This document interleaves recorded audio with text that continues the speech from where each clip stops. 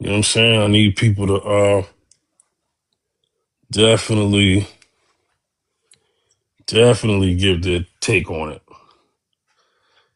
Oh yeah, yeah. Shout outs to her. I'm gonna let you in, Lachey. I'm gonna let you in, Lachey. How you doing? Good Hello. afternoon. How are you? How are you? Good. Hey, welcome back. Thank Welcome you. Thank back. you. All I think this right. is a great So, topic. what'd you say? I said I think this is a great topic. Oh yeah, yeah, yeah. I'm trying to see what people trying to see what people are talking about. You know, Yeah, yeah. obviously this is a age old. I mean, there's nothing. It's not a new conversation, but it's a conversation that keeps happening. So it definitely matters to people. For So sure. we're gonna tackle it from a perspective of how things I handle on my page. I like to handle things, you know, in an orderly fashion. Make sure people get to say what they got, and it's gonna be good. It's gonna be good and respectful. Okay. For sure. For sure. All What I right. or did you Other want me to than answer already or? well, yeah. Well. Before I get into it, how you doing today? You good? I'm doing well, thank you. How about you? How about you? I'm How's your day going? I'm good. It's a nice Tuesday afternoon, and I'm ready to connect with the people today. For sure. No problem. All right. So, topic: Are traditional gender roles in marriage outdated? You have the floor, Lachey. Thank you. I do think gender roles, I don't think they're outdated. I do think that they bring a certain structure into the home for the married family. It's not always, it doesn't always have to be that way, as long as it's discussed between the couple. That's mostly what I think. I don't think it's outdated because some of those structures are still abided by. The man usually takes out the trash, or, the woman usually cooks and cleans, usually, what I'm saying? But if it doesn't really work out that way, I mean, for that couple, then I mean, I don't see a problem with that. I don't think that it's outdated at all. I think it's just the primary structure. Okay. So you would say, well, I'll just ask this. Um. So do you still, want, the man to be the main, the husband should be the main provider, and the woman should be the main home caretaker. Do you subscribe to that? No, I mean, me and my husband, we both make money. We both provide for the house. Whatever's not done, whoever sees it not done first, they get to it. You know what I mean? So, I mean, it's just whatever works for that couple, really. I don't think that it's obligated to have it that way, but whoever's best in whichever area, they should do that. Okay, so and then I got another question. So are we talking 50-50, or are we just or are we not really measuring it by a percentage? It's just Yeah, it's whoever never. whoever who does whatever, basically. Yeah, it's not mainly 50-50. It's really 100-100 support, equal support coming from both parties. You know what I'm saying? Just because it may look different doesn't mean that it's more or less than what the other's providing. Whoever can do whatever at that moment and they do that, that's just helpful for the household. Whoever contributes and supports the way that they do, that's just how they do it. As long as there's something being done on both parts for the household or the marriage or whatever task they have to do together. I could rock with that. I mean, I appreciate your answer. Rambo, how you doing, Rambo? Welcome back. Pretty good, pretty good. How are you? Good, good, sir. All right. As you see the topic right here, are traditional gender roles in marriage outdated? You have the floor. Absolutely not. I feel like we need to get back aligned with each other. And, I do agree that some of the things that were going on back then would not work in today's society, but majority of it, the structure of it, I believe if we went back to that and everybody played their role accordingly, everything would work out exactly how it was supposed to. All right, let me get the Lady T. Lady T, how you doing? I'm good. Good afternoon. How are you? Good, good, good. Always appreciate you coming here. You see the topic? Are traditional gender roles in marriage outdated? You have the floor. Um, traditional. So what is it? Traditional. Sorry, I'm getting Traditional used to my gender. It's glasses. okay. It's okay. Traditional gender roles in marriage, are they outdated? Traditional. Um, considering that it's modern, like we're more in modern times, I would say it's somewhat, but not fully. So we should still take consideration to our traditions, but also make it like like mix it with modern times and traditional. So I wouldn't say it's totally outdated, but I would say that it's better to like mix it to today's date, because the thing is our world's changed, and so considering of how the systems are built, and how expensive things are nowadays and stuff like that, and especially when it comes to like rights of both men and women, I would say that it's best to like mix it, but I wouldn't say it was totally outdated. Okay. Um, Mr. Unknown, you changed your name. That's a long name. It's Floxy Nonsi Illification, the longest name in English. I would again say it, Floxy Nonsi Illification. That is the longest name in English, the longest name in the word, English word. What Well, does it mean? Uh, it doesn't really have a definition from one way to other, but it's the longest name in English. Like anti-de-establishmentarianism is the another longest word, anti-de-establishmentarianism. It is longer than that. Mm. Floxin nonsi illy filification is the longest one. The second longest one is the anti-de-establishmentarianism. So I just skip it. Got it. Thank Anyway, you. Can we I'll call all read you the right. prompt. Flaco? Okay, do you want me to address the prompt or do you want me to wait? Oh no, I want you to address it, but brother, I'm used to calling you Mr. Oh Unknown. yeah, sure, So sure. You can call me Mr. Unknown. I doesn't. Good to see you. I just get out from work right at the moment.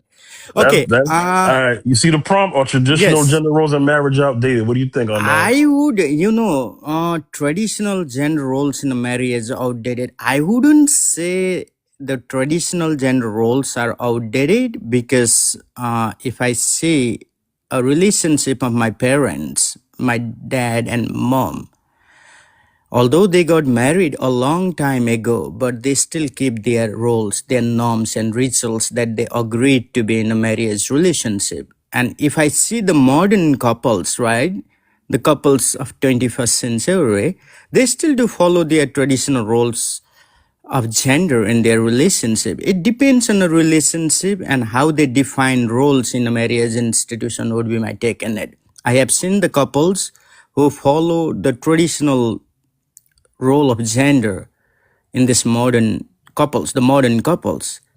So it's very general and it depends on a relationship and how the partners define their relationship in an institution. So I would say this is not outdated, but most probably the modernization hits everyone, but from one way to other, it does still exist, would be my take on it.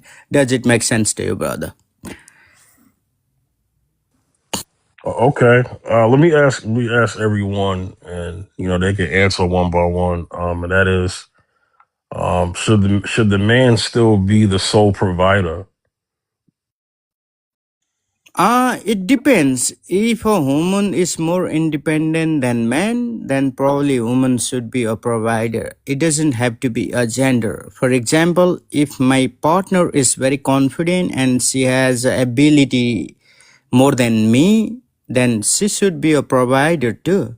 Gender should not be any problem, irrespective of who they are in a relationship does matter. If I make a more money than my partner, then I should provide her. If my partner make a more money than me, then she should provide her. Our difference be a weakness, differences should not be a weakness. It should be the strength to hold the relationship together. So the problem with people is ego. If a man makes more than woman, then from one way to other, sometimes man wants to control the relationship, and it goes to the woman too. If woman is much more smarter than man, she try to hold the dynamics of the relationship, but it should not be. Our differences should not be a weakness. Our differences should be the strength, and whoever have a ability or whoever has a capacity to hold a relationship, I mean to provide in a relationship, then it has to be a mutual effort that has to come from both sides of the aisles, would be my take on it. So I kind of have a different opinion on this because I do believe that we need to start putting the man back into being the leader of the relationship, being the provider of the relationship. When we start allowing the man to come outside of that, we're essentially saying that it's okay for men to underperform. We're providing a safe space for them to underperform and not meet, what should be a man. Everybody has their different definitions of that. I don't quite conform to that. I believe what is a man is what is a man is, and what is a woman, that's just what it is. And the same for women, vice versa. Like if we're allowing them to come outside of their femininity because we're underperforming, we can't be mad at them when they gain masculine traits because we're underperforming, which is causing them to come outside of their natural state. My answer is not about the masculine or feminine trait. My sole perspective is if a woman is much more independent than man, then why should not be a woman provider? If a man is much more independent than woman, and if she is struggling, why don't men support them as a provider? Gender should not be a problem when it comes in a relationship. Gender should not be a problem in a relationship, I don't think it's a problem. I just think that, the natural order of things is the man is the provider and the woman is the nurturer.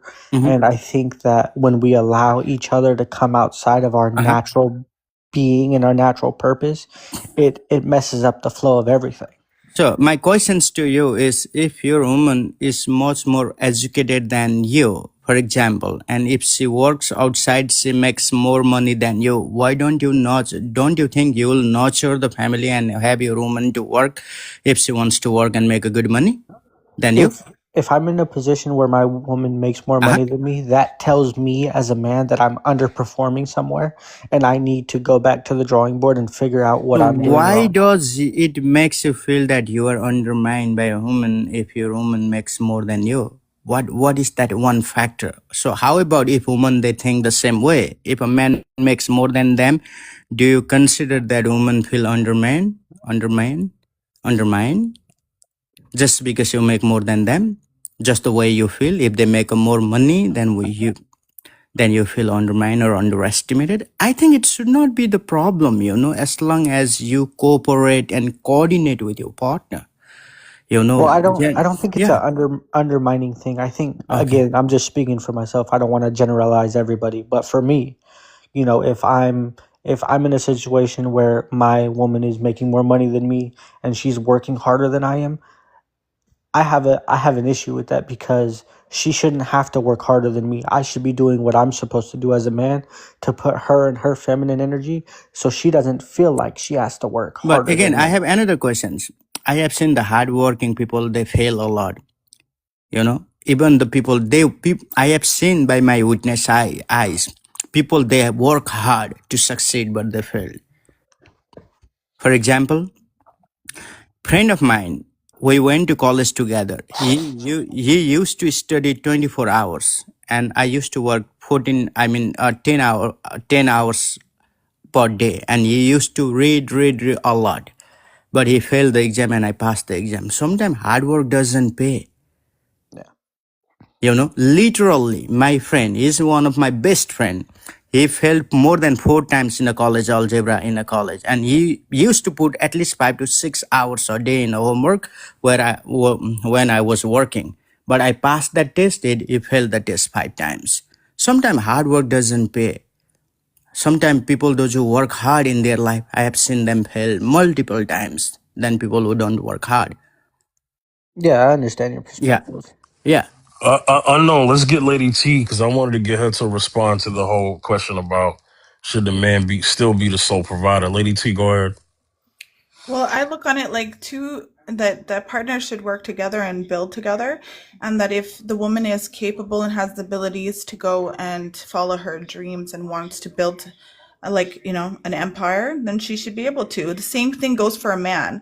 A man should never feel any lesser thereof, and it's not a competition or anything like that, or make a man feel like lower. But the thing is that if a man goes and works on himself and he goes and strives to be the best that he can be and keeps on challenging himself instead of looking on it like, you know, outside of things, then he won't feel less of there is.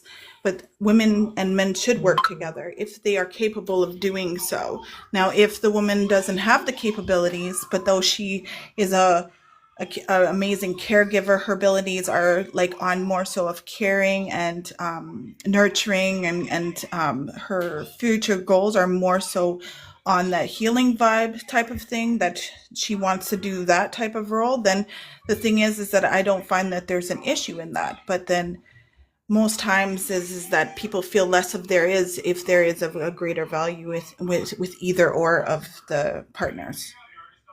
So they both should just rise up and within themselves, don't and to challenge themselves every day instead of just a comparison or just to like feel less of there is from somebody else.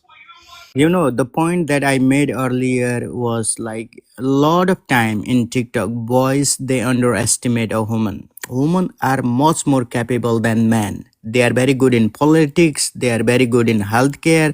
They are very good in HR. Only the problem, I mean, only they are not good at it is because of their physicality. They cannot do a heavy work. But women are very smarter. If a woman wants to be a provider, then if a woman is capable, then we should encourage women to be a provider too. We have to respect a woman because back then in Nepal, in my country, the women, they have to stay in a kitchen. They have to work in a kitchen. They have to serve their man.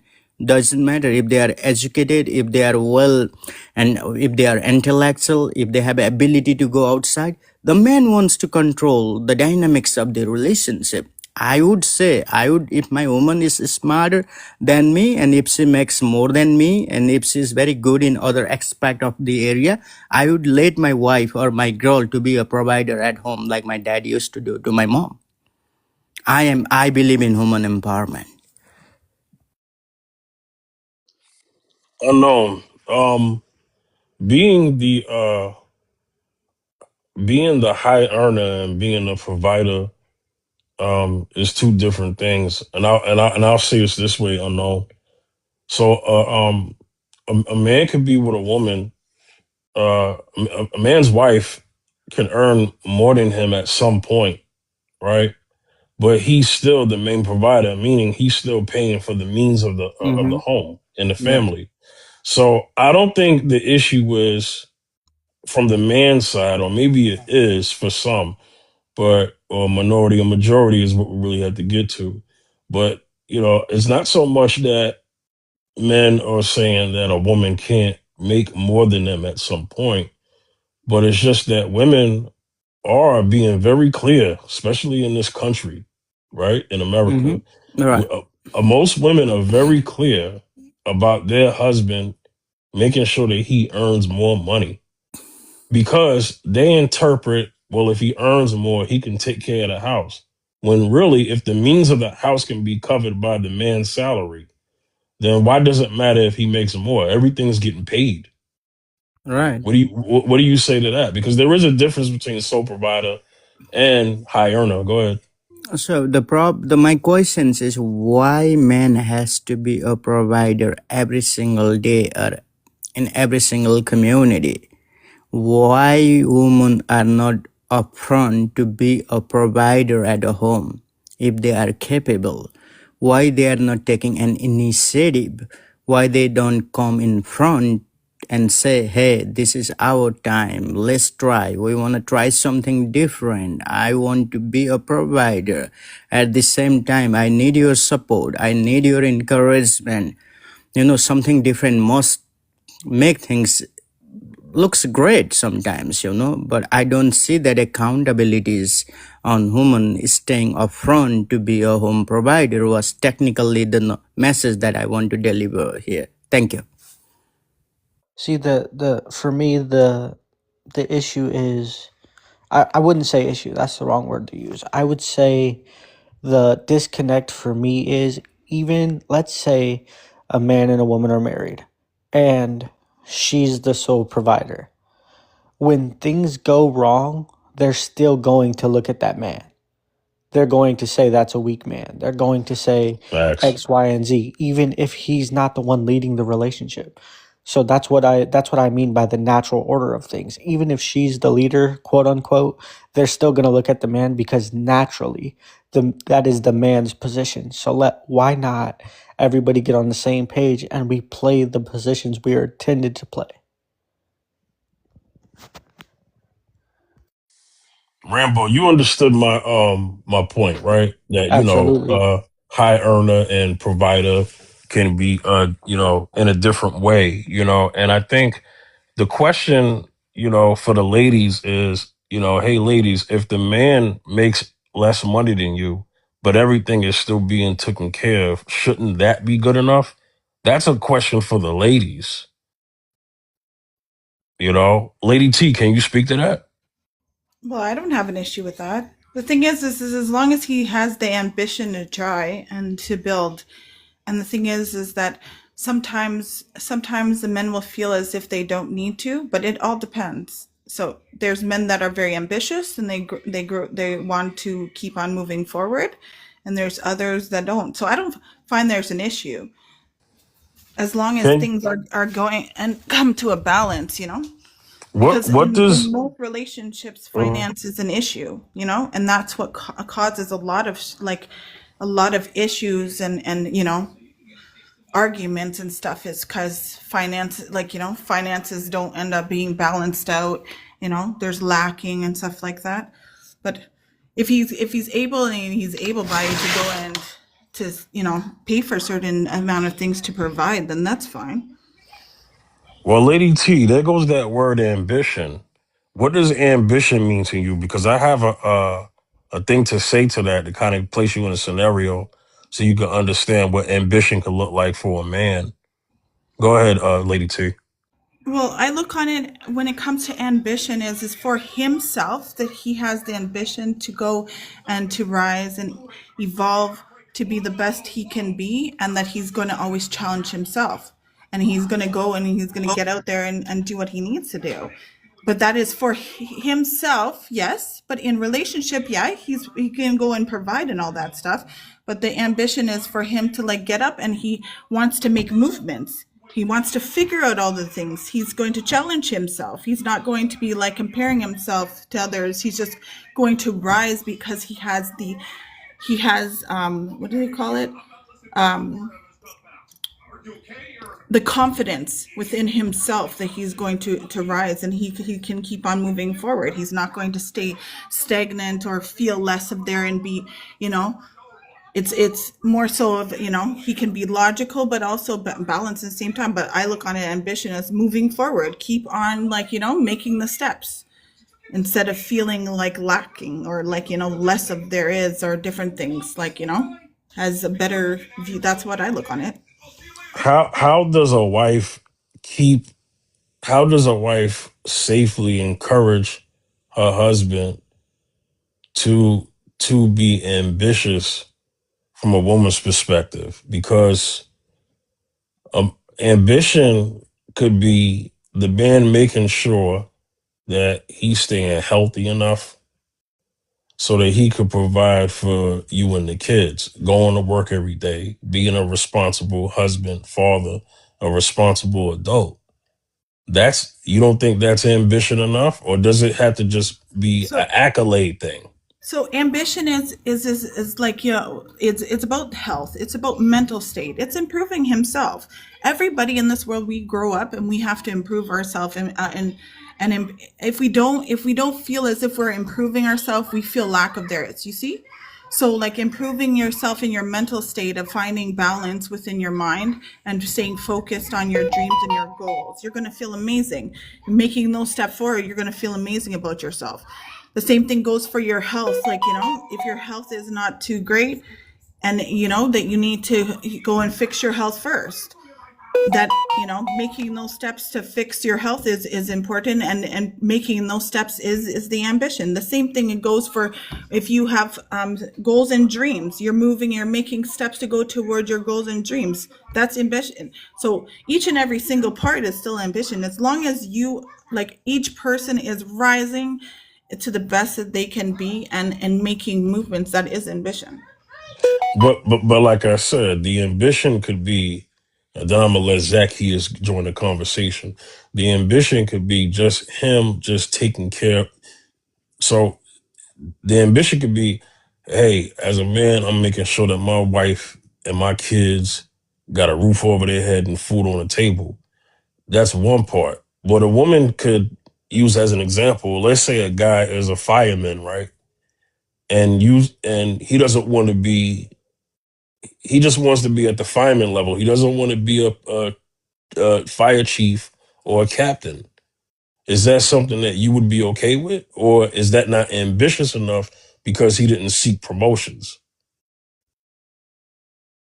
That's fine. The thing too is that that's why they say to choose wisely for who you want to be with. Because the thing is there's overly ambitious people that want overly ambitious partners. So it's just choosing wisely. A lot of times will end up picking a partner that is, suitable in certain aspects, but is not suitable in ones that, So it's a trying game when it comes to figuring out who to be with, and that's what the issues are in many relationships is that they come together and they find out one is overly ambitious and one is not, or one is this or what is that, and then there's issues because but finding balance is important. Okay, Zacchaeus, what's going on, brother? Hey, what's good, man? Hey, man, you How's remember everyone? Yeah. what's good? Hey, you remember our podcast episode 2 episodes ago, right? I'm glad Lady T brought up ambition because remember that clip I played that we respond to where the woman said that the man was paying all the bills. He took care of the family. They never needed for nothing. But she said that that wasn't ambitious enough and that she needed more. Yeah, I remember Now, that now, episode. Yeah. yeah. Now, and you remember what everybody else's responses to it was, right? Yeah, yeah, because she wanted more, but listen, she wanted more, but she was not satisfied enough. But yet she wanted she wanted much more than what he was doing his best. He was bending, going beyond the call of duty, doing the best he can to provide for her. But she didn't know how good she had it. That's what it is. She took him for granted. She, Right. Right. And so, and I'm gonna let you get to the topic, but K Vigilante in the K Vigilant in the comments. I see what you're saying, and yeah, you're saying that's different, but that was actually my point. And you said that that's not ambitious, that's responsibilities. And what I'm saying is, when a man is sacrificing, he's making a sacrifice. He's putting the family first. He's putting his wife first. I mean, you got men who will do that, making sure everything is good, and a woman will say that that's not ambitious enough. So that's why I made that point. With having this conversation, but I respect what you're saying. It's not to disrespect what you're saying, but Zacchaeus, yeah, can you answer the prompt for me? Are traditional gender roles in marriage outdated? Go ahead, brother. it's not outdated. Not outdated at all, because every time you follow the principles, you know what I'm talking about, Fifth. The principles of the Word of God, the Bible, is never outdated. And every time you step out of the role where the men is supposed to be the head of the household, every time you step out of the role, there's always confusion, always disarray, and it never works. The relationship usually wind up falling apart.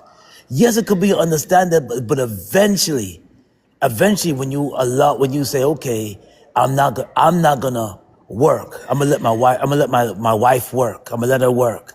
Eventually, it may have an understanding in the beginning, but eventually it turns into a little disrespect, because as a man, you're supposed to be the head at the household, and you're supposed to take care of your family. When gender roles start changing and certain things start changing, and you say, okay, well, let's just let her do all the work and everything. That's when huge disrespect to yourself, and you cannot lead the family, because you allowed disarray in your home.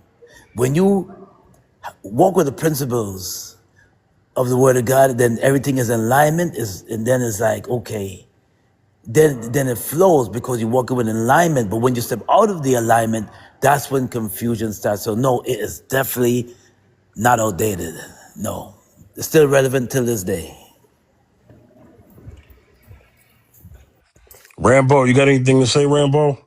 Yeah. He said exactly what I said, and I'm glad someone sees what I was saying. But yeah, and especially when we start talking about that 50-50 conversation, I really dislike that conversation, because nothing is ever going to be 50-50. It's not going to work, because if we let's say let's say we actually went 50-50, no woman actually wants to go 50-50 with a man. And I don't believe a man should want to go 50-50 with a woman. Everybody just play their role and do what they're supposed to do, and it'll all line up. Like, I wouldn't feel right as a man if, say, for example, someone broke into my home and I sit on the couch and be like, "Oh, it's your turn to get up." Like, no, I absolutely not.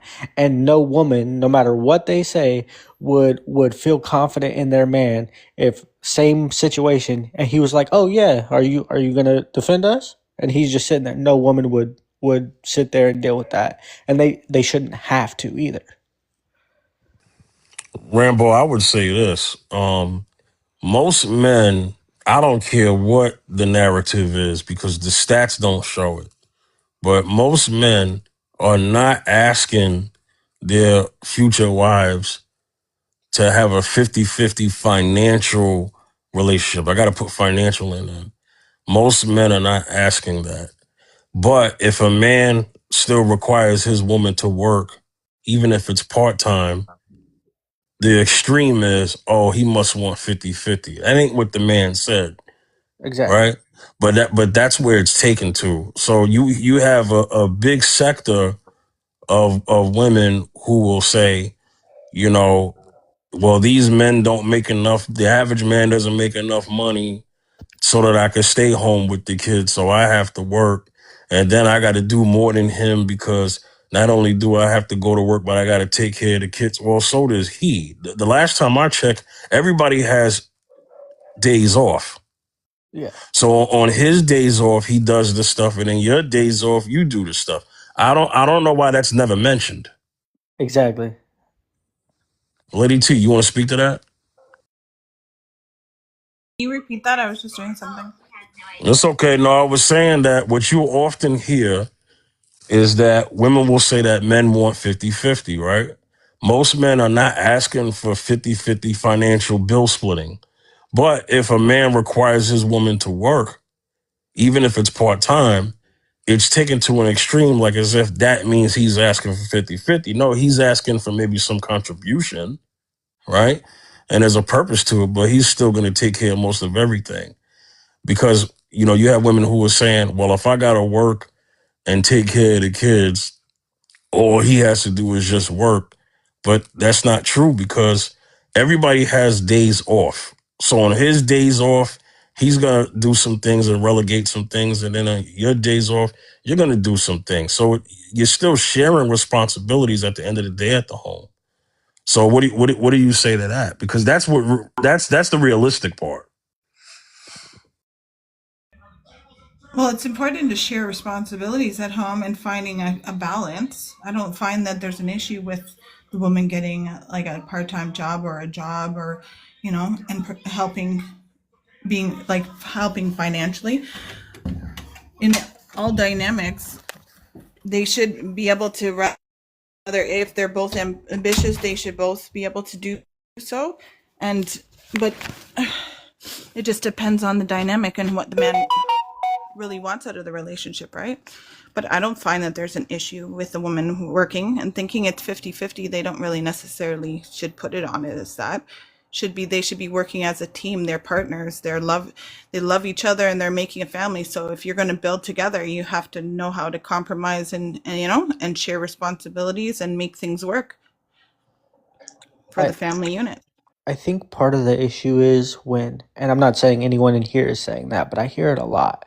I think part of the issue becomes when we talk about partnership.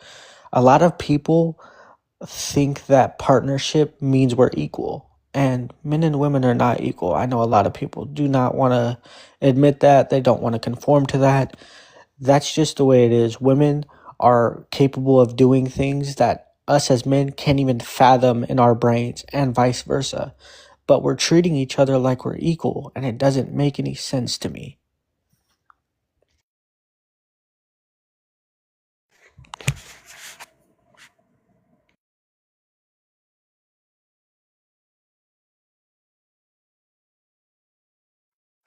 Well, all right. I see TikTok chief of police in here. It's been a while since she been here. How you doing, TikTok chief of police?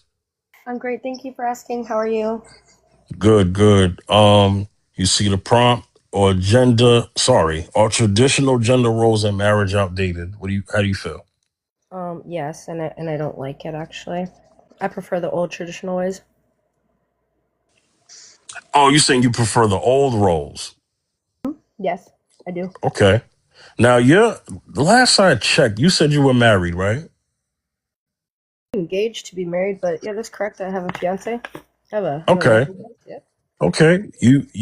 So you basically have discussed, maybe not the full blueprint, but at least kind of have an idea of how, his role as a husband and your role as a wife is going to be, right? That's something y'all have had a discussion about.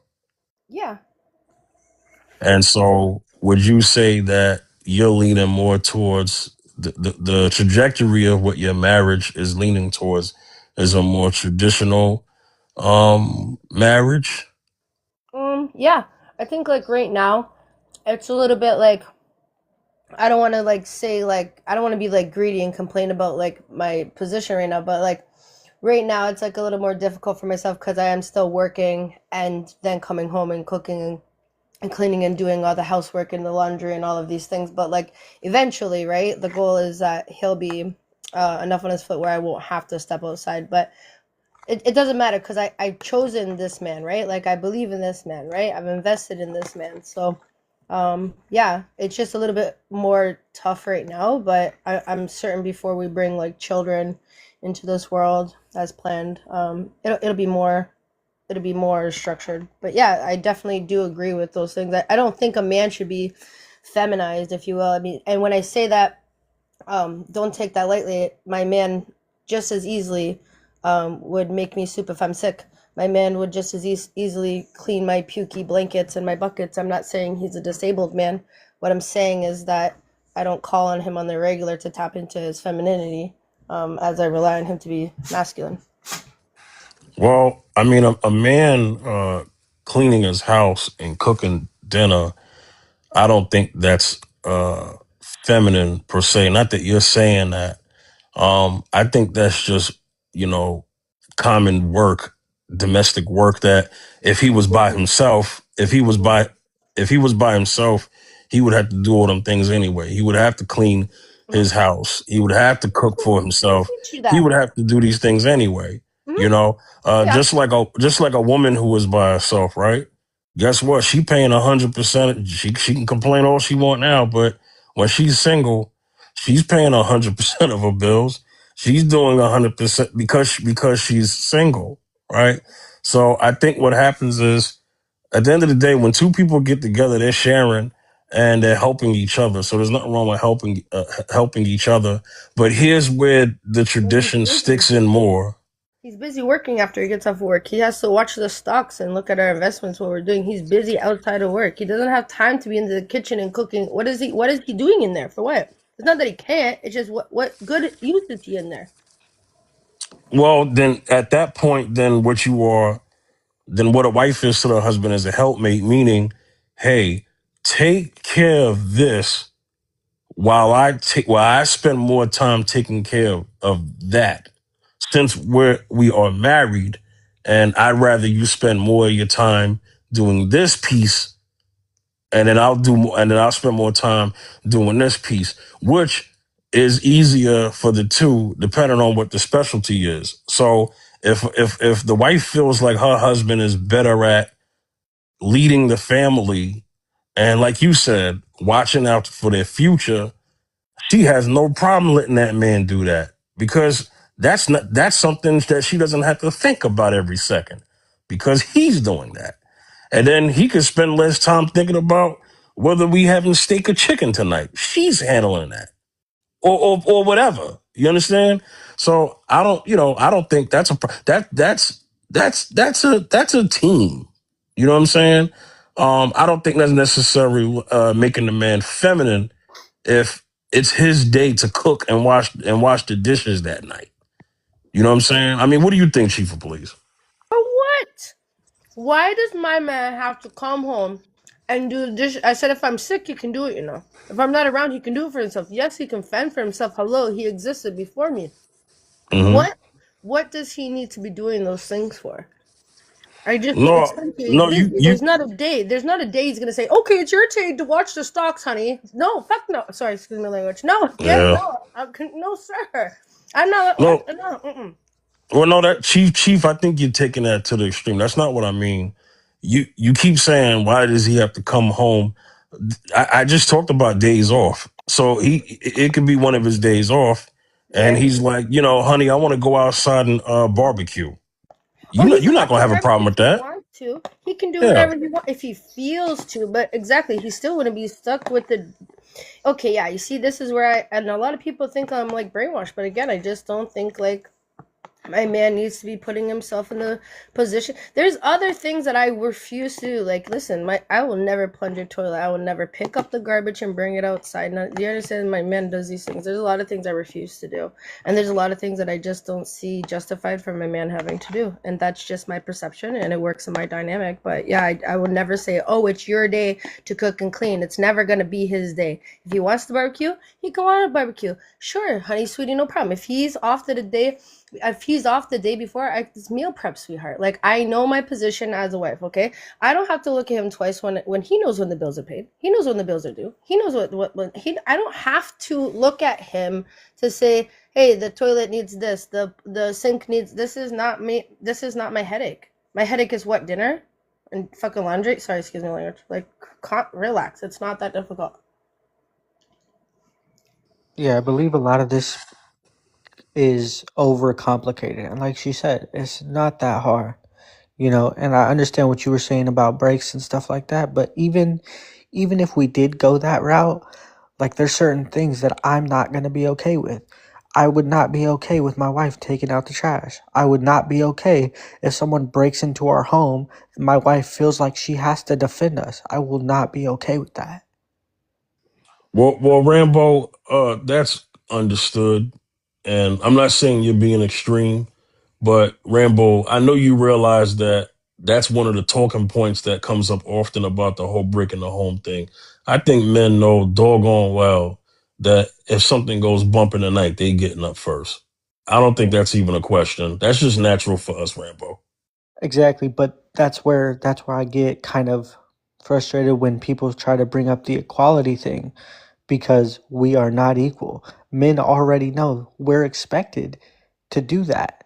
But not everybody they want to treat each other equally while still getting the benefits of not being equal. And I can never make that make sense. Yeah. Women just like, in all honesty, I think what had happened is that the men, and this is a long time ago, but the men were forced out to war, right? Because they were doing what they're supposed to do. They're our providers and our protectors, right? So they're forced away from the home, leaving the children and the women back. Like the war went so long, the women eventually had to adapt to even like build these things and send them out to kind of help the men. And when they come back from war, these women, they had a taste of leadership and masculinity, right? And they raised these boys. Like women can't raise men, right? Men have to raise men. Women raise their girls, right, into women, right? Anyways, a woman can't teach a man how to be a man. She can kind of make him feel like, oh, I want to be like this and more disciplined. I want this, and men know what it is to keep a woman. Nonetheless, I think like it happened by a mistake in the family dynamic where women were kind of forced to take a little bit of that, a lot, not a little bit. Let's not call it down, right? They had to take a lot of that responsibility of providing and protecting.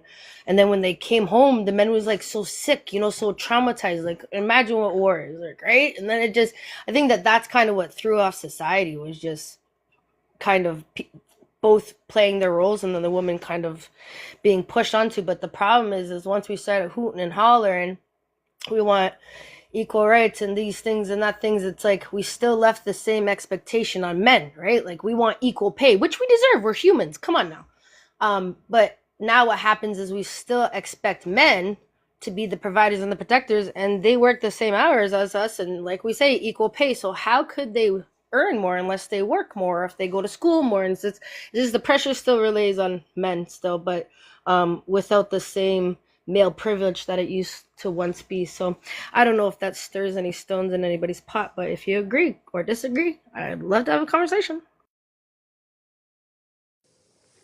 Lady T, any comments?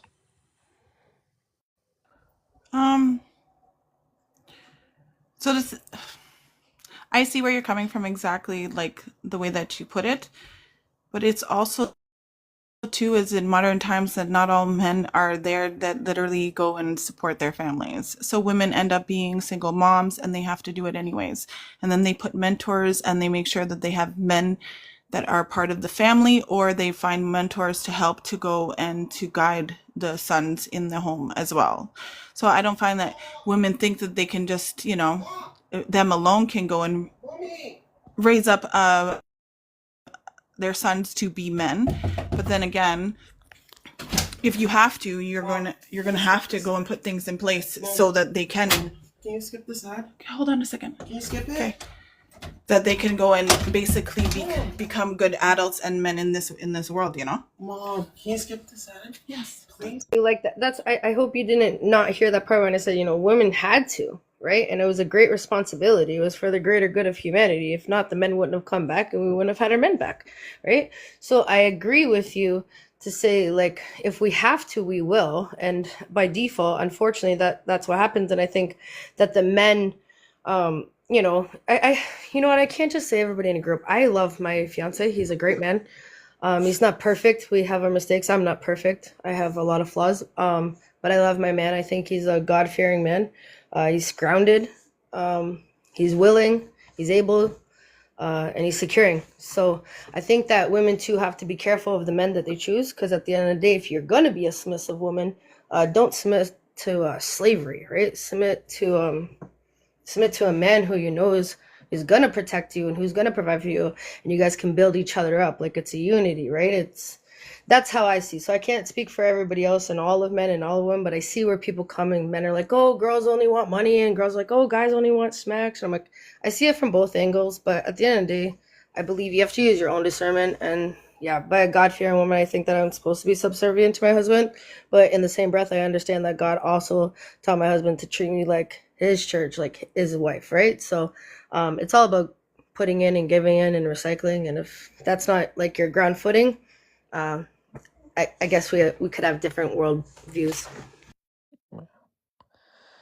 And that also speaks to us, providing a safe space for that to happen. And we've gotten so tied up into all this other stuff that we are in a society now where people are scared to tell the truth. People are altering the truth to spare people's feelings instead of saying, no, that's not right. Don't act like that. For men and women, we're providing a safe space for men to be feminine. We're providing a safe space for women to be, acting like men. And it doesn't work that way. Yes, everybody should be able to voice their emotions and, feel something, but there's a way that you can do that while still maintaining your masculinity, and there's a way to do that while still maintaining your femininity. Yeah, actually, I remember in the beginning of like my relationship, my partner, he's I'm not sure if it was a learned behavior, but or how he was raised or whatever, but his point of masculinity would be like when he was mad with me, he would like raise his voice to me, and I had to remind him like, I'm not your child, I'm your partner, like, right? I'm supposed to be your wife, and like you can't strong arm me. Like eventually that's like we had this deep conversation of like that's why the difference between a good provider, a good protector, and somebody who has somebody under slave ship. When you're scaring and terrifying that person and demanding a respect that you can make anybody give you if you've taught them the right way. And so like it's growing, it's still growing, but like these things of like submissive and a man like rawing and screaming at a woman is not how you deal with a woman, and a true man would know that and still hold authority. Exactly.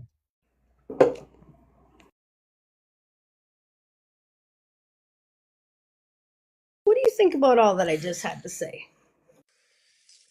I don't take issue with anything you're saying, Chief of Police. I'm just, moderating and trying to run a show, but I don't take issue at all. I was just having a conversation with you just to kind of see where your mind is at. I mean, I invited you here because I remember the last time you was here. You had, you stood 10 toes down on what you wanted and not wanted, and I respect that. Um, I don't take issue with it. I brought up certain points because I'm bringing up what people talk about, right? So I hear what you're saying, but you know what happens out there in the social media world and just in real life is that you do have women who will, I think you kind of had alluded to how they'll say, that they either want or don't want traditional gender roles, but they will say exactly what it is that they say a man should do. So they do want the roles, but maybe at at a means that would put them in the benefit seat the most.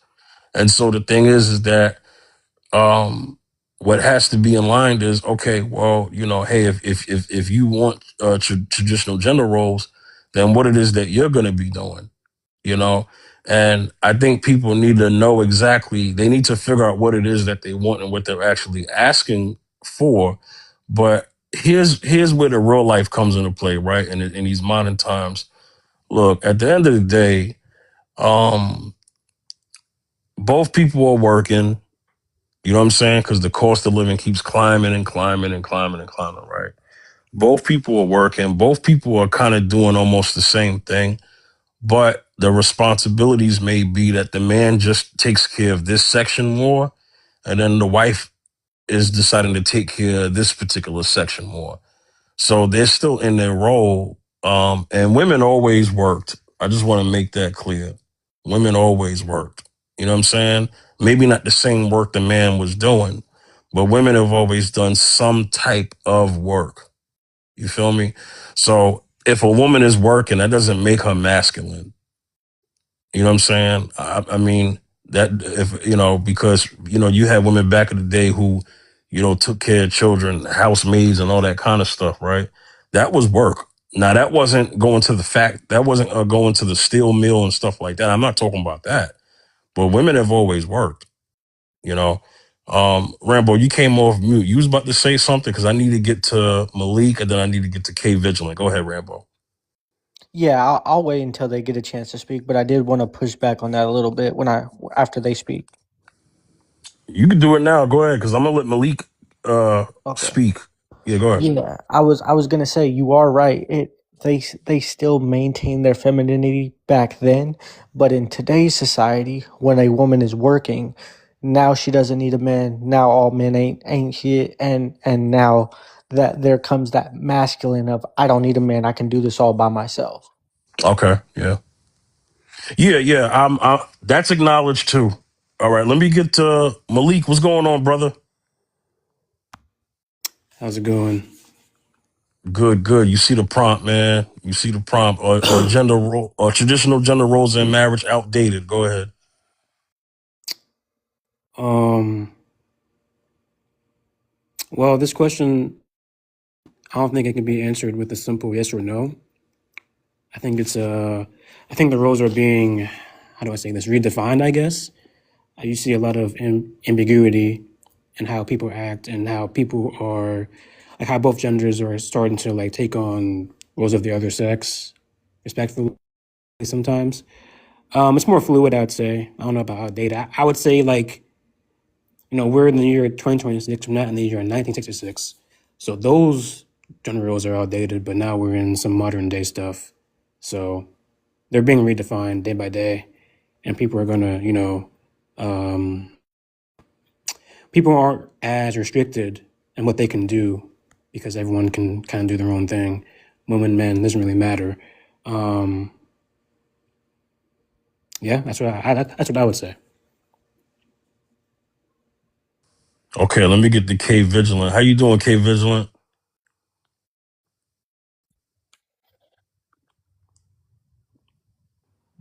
Hey, Hey, how you doing? sorry, Hey,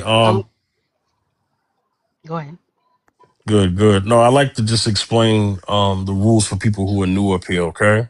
Okay, So on my channel, no cursing, no foul language, respect each right. other. Mm-hmm. And you can answer the prompt first and then you can get into the conversation with everybody else, okay? Okay, So you've been listening for a while. I see you in the comments and I just want you to say what you're saying in the comments up here. You know what I'm saying? I think that perspective is needed. Are traditional gender roles in marriage outdated? You have the floor. okay. Hey, everybody, first of all, hope everybody is well. Um, I, in my opinion, I do think it's outdated. So I can't really speak about the past because I really don't know much, only from what I've heard about, the roles that men is the protector, the provider, and women, more so keep the house in order.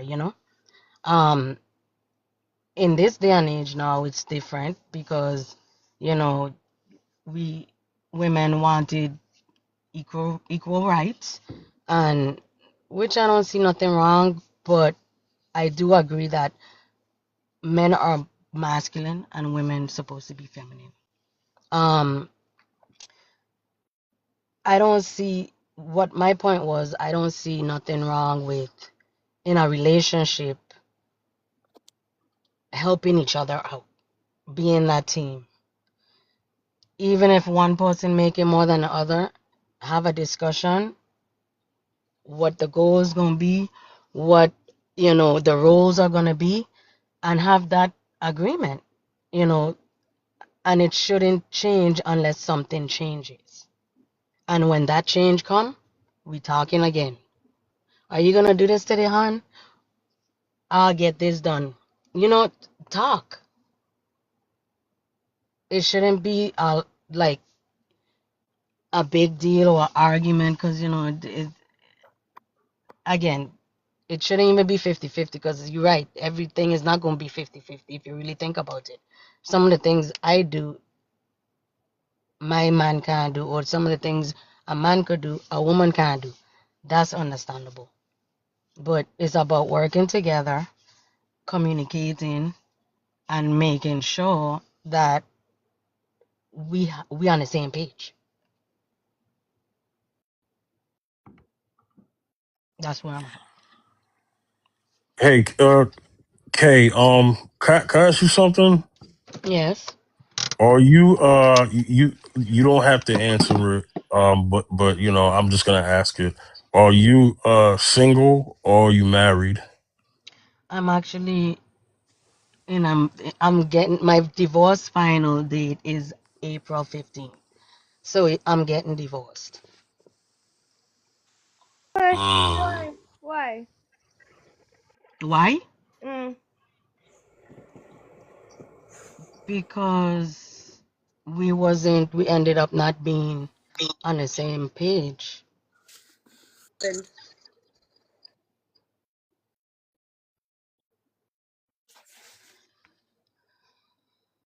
Um, so the same thing, you get in a situation where you end up with a guy, and we've been married for 17 years. I started to evolve.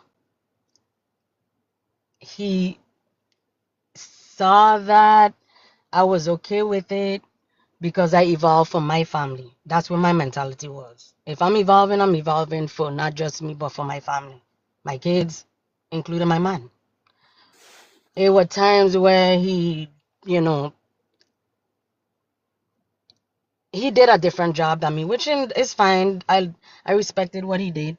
But when you don't have work in that particular area, and I'm coming home cleaning, doing the same thing, working, it puts a strain.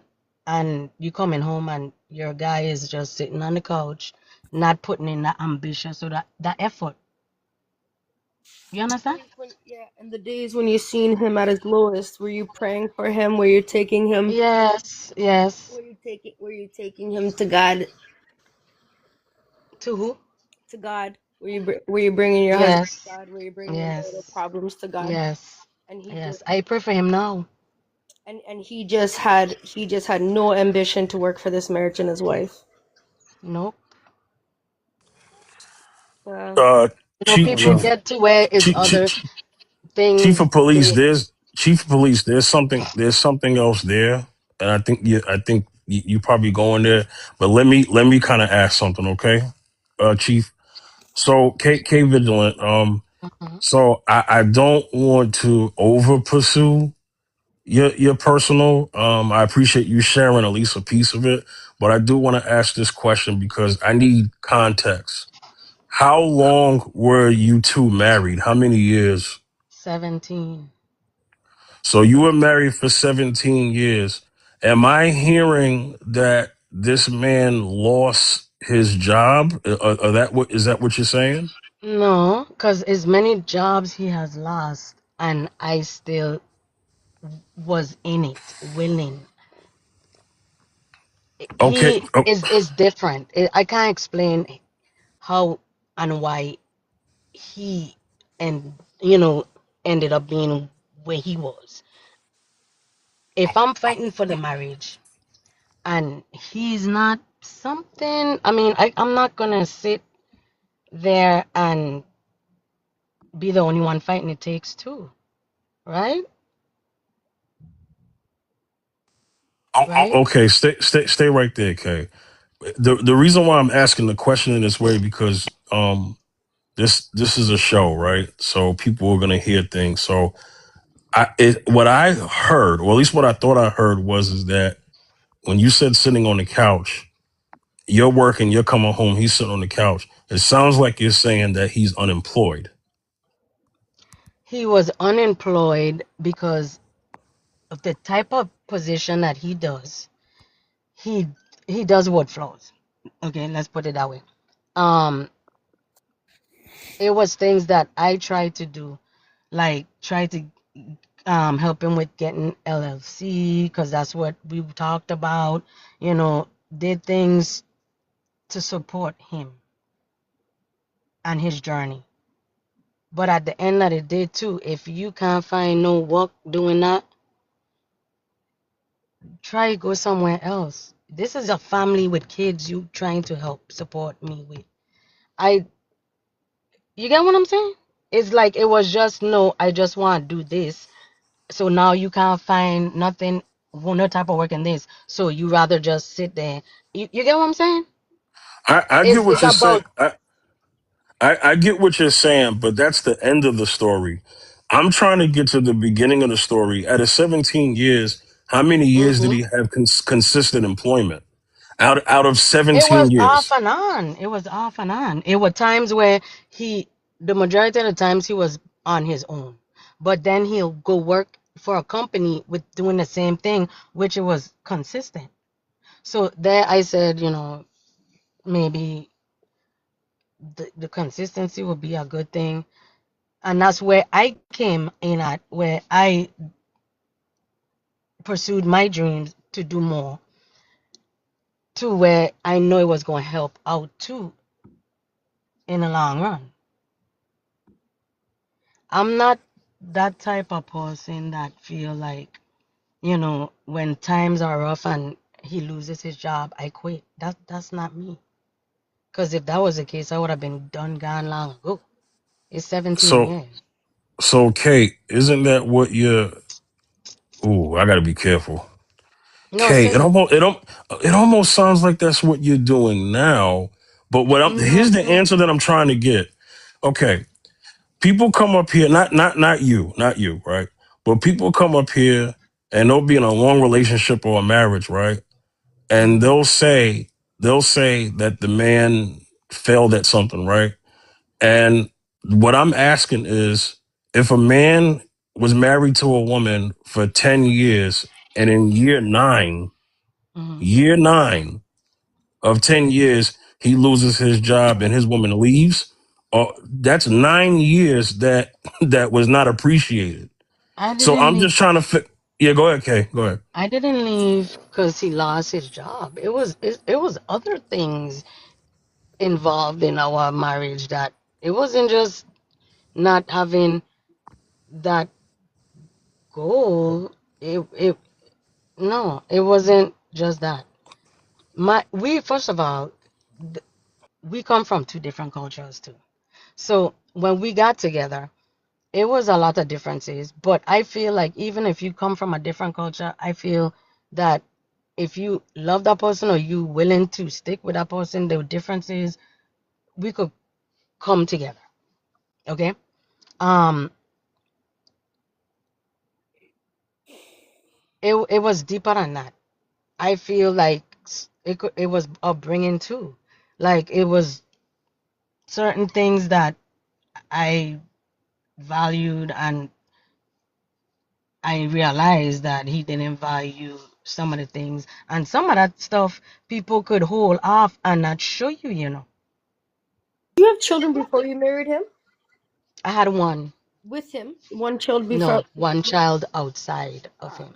and then you married him, and then did you guys have more children together? Yeah. And so when you first met him, he didn't have these red Mm-mm, flags or these, like, mm-mm. he hit it well to you. And it has people that can do that. I genuinely believe that people can be hide a lot of things, and I have flaws too. Don't get me wrong. It was things that I done that I could have done better, like my mouth. I have a problem with I Well, that is you one know. thing. I remember having this conversation before we even got engaged, like my fiance and myself, about how our words, like, it's the spoken word is like pouring water into Yeah. sand. So easy to pour, it's impossible to recover. And we had to set like rules and boundaries. I think that a lot of people, especially in this day and age, don't have these conversations before making Mm, these serious life-changing moves, right? Like you're getting right. married, like having children, like committing the rest of your life, right? And I think that I just wanted to touch briefly on, I think it was what Ramble was saying, with um the, or maybe it was the host.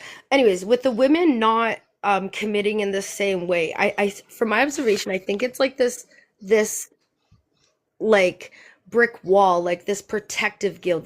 They've grown up with like trauma, and like seeing their mothers be singles or their fathers like having multiple women or vice versa or whatever, but growing up in these broken homes, because people who grow up in healthy homes, they want to continue that. People who grow up in like tragic like marriages, they never want to get married. and people who grow up on single and just kind of seeing like if they're how their parents like had trickery like throughout it, it's like a defense mechanism. They're like, no, I'm not going to give that, and it's like they're always afraid to like get hurt. But it's like, what are you doing in yourself? Where's your discernment to say I'm not going to be attracted to people like that? What am I presenting? What am I giving out? Like nobody wants to like look within. Everybody wants to say, oh, everybody's this, everybody's that, everybody's this, but it's like the only way you're going to be able to have boundaries and actually have good people in your life is if you're able to even check yourself and be on that level of that discernment to say, this is who I am. These are my values. These are my morals. This is where I stand. And you will feel so comfortable if yours are not aligning with the other person, you won't even make those in-depth decisions. Like that's been my Right. experience in life. So I agree with what you're saying. So that's what I'm doing now. I'm looking within myself. I've been with this man since I was 23 years old. I'm 45. So it's a lot of things that I didn't know that I know now. So now at this point in my life, if and when I do meet somebody, if that happens, it happens. If it don't, it don't. I just want to be a better woman, a better person, everything. But it takes time. And again, I know it was certain things that I grew up with that I saw that wasn't healthy. But I knew as I grown up, I didn't want that same thing in my marriage. But he is just not what I saw too growing up, is what he saw as well. And it's both of us. We both. I'm not gonna put all the blame on him. I'm not sitting here saying I'm putting all the blame on him. We just couldn't align no more. We just grew apart, and that happens. Malik, you had anything to say? I think you came off mute. Malik, you got anything to say? I don't know. I don't know, man. That's Mm. I don't know, man. Like I feel like, from my experience, what I've seen, what I've heard, what I've read, like a lot of the divorces that I've seen, things have happened like externally, like, oh, the man and the woman committed adultery, there was physical abuse. I know Oh, someone that happened too. that I know someone that got shot at, you know what I'm saying? So like there are things like that where I'm like, okay, cool. But the whole this is just my opinion. I'm not like trying to pass judgment on nobody or anything like that, but I just feel like, the whole thing like growing apart doesn't even seem like really a valid reason, because that's not even, I don't know. That's just where I'm at, because I've had ups and downs with me and my girl too, where like I wasn't really feeling it, but like she never left. You know what I mean? She just like, because like emotions change, the heart can change. That's why Jesus says, don't trust your heart, because it changes. Emotions change. So like, I don't know. I get if like there was like another external reason, I guess, in my opinion, but I don't know. It was him cheating too. So Oh well, I mean, see that's you So didn't say that though. I K, mean, do I? I'm just feeling yeah, everything about myself. Is like, you understand what I'm saying? It was. I tell you, it was more than that. So I mean, I well, don't know well, what you well, want me to say. well, I'm gonna say this, Malik, and it's no disrespect to K Vigilant, and I respect her for being candid, Yeah, of but course. Malik, usually what a person mentions first is the reason. So if there was infidelity, she forgave him at Yeah, some point, I said I Right. right? tried to work it out. Yeah. Right. So that's the thing that she tried to work out. But whatever is going on now, that has exhausted the options, and now she wants out. Well, that makes You know, sense. I right, agree. right, right. So, And yeah, go ahead, Kay. And then I'm gonna go to Sam Sarah. Because I'm not trying to beat up on you, and I don't want people beating up on you. I appreciate you oh, I'm saying good. what you're saying, But I'm gonna get to Sam Sarah. I'm gonna let you go. Then I'm gonna get to Sam Sarah. We're gonna get back on topic. Go ahead, Kay. So, after all that, I still try to work it out. But he, the first time he went out on a marriage, I tried to work it out, and it was established that if it happened again, I can't do it. So it happened again. So that's the reason I'm out. So and it was to the point where, you know, I think he gave up.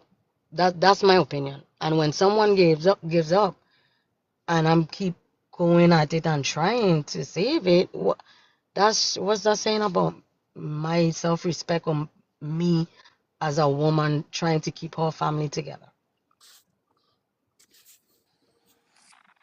Okay. Thank you, Kay Vigilant. Yeah. All right. Sam Sarah, how you doing? Welcome back. Thank you. Hello, how are you guys? Hey. I'm assuming that y'all personally know Kay Vigilant because I saw you in the comment section. We do Uh, indeed, and we love you her. you you and Lady T. Okay. All right. Cool. So we Thank got you. we I got love all you too. we got all the friends here. Hey Sam Sarah, before you join the conversation with everyone else, you see the prompt here: are traditional gender roles in marriage outdated? You have the floor. I do indeed. I do think they are outdated for the reason that there's very less people in marriages that tend to be housewives, and the man is the protector and provider. I find that both are doing both roles, and I think the dynamic has kind of taken a very ironic twist in the sense where women. Sorry. So I find women get very tired now because what happens is they're often expected to do everything at home, even when they're working. So, I mean, it's fair enough if you want a woman to do, like, you know, the chores and take care of the cooking. But if you're not going to be the protector and provider, don't expect her to do everything at home, right? And this is kind of a hard pill to swallow, I find, for a lot of men. So I think and it impacts also based on your value system, the culture, and the way you're raised by your family as well. So yeah, and now women, they in the workplace, they have higher levels of participation in that, and there's dual income households, you know, and everything, the culture and the way you're raised is really impacting a lot of the choice and the quality, you know, in those relationships. So yeah. Can I kind of respond to that a little bit? Go ahead. I think the issue with that comes into because I went through this personally. I was with a young lady. We were together for 4 or 5 years. I was providing everything. I was paying for everything. And she chose to work. She did not have to. She did it for fun because she genuinely enjoyed doing what she wanted to do. And that was fine. But the issue became that she was choosing to work and then got overwhelmed with still having to do the responsibilities at the house. That's not fair because you're choosing to work because it's something that you enjoy doing, and you're allowing that to, cloud the responsibility that you assumed when we got together, if that makes sense. And I think that's where a lot of women, like this self-empowerment thing, which is amazing, I stand for it. But if you want, traditional roles, you cannot, go outside of that by choice and then still expect the benefit of that, if that makes sense.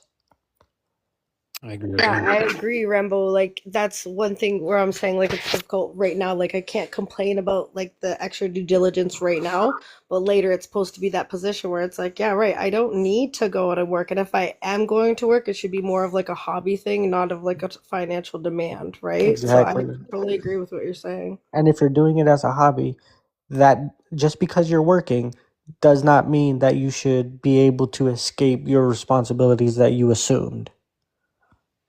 A hobby. right? Why would I go to work 9 to 5 when my man provides everything? But like on the free time, if I sell beads or weaves or makeup palettes, or maybe I can have a side business where I sell socks or like Exactly. clothing line or whatever it may be. I mean, it shouldn't exhaust all of my time. Like, do you understand what I'm trying to say? It's a hobby. Yeah, absolutely. Was it impacting the finances or everything was fine? No, everything was paid for. She just genuinely loved. She was a nurse, so she loved doing it.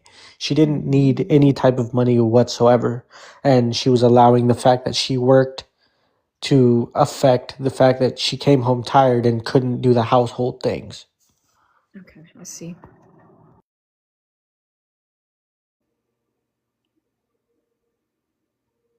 And that's why our relationship ended, because I didn't need her to go work. All I needed her to do was be that wife and be that support system. And she wanted to do both. And then in the end, she couldn't do both.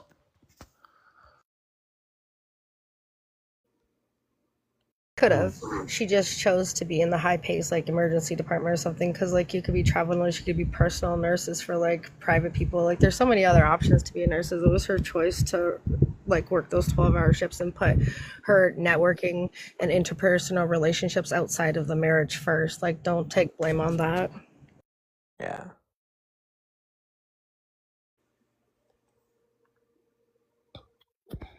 Hey, it's open panel, y'all. Y'all could talk it out if y'all have any questions for anyone.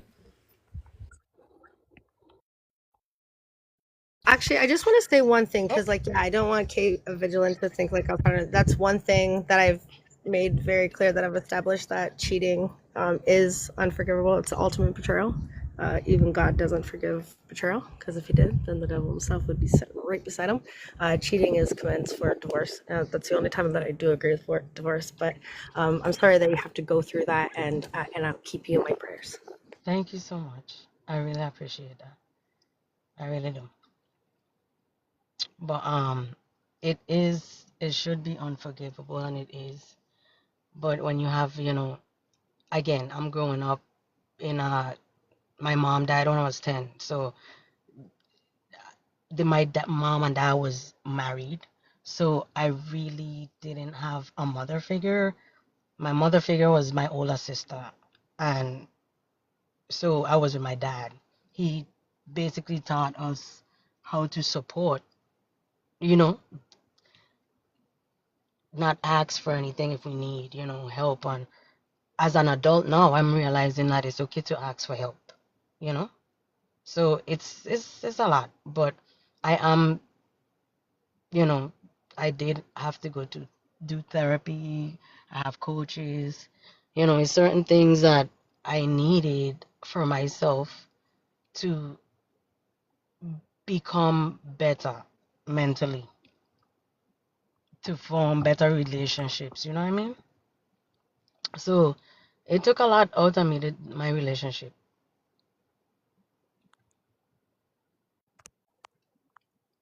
Sure, I would encourage you to continue on that spiritual path with yourself, like finding yourself. It's a dark and scary path for some, but I think it's well worth it.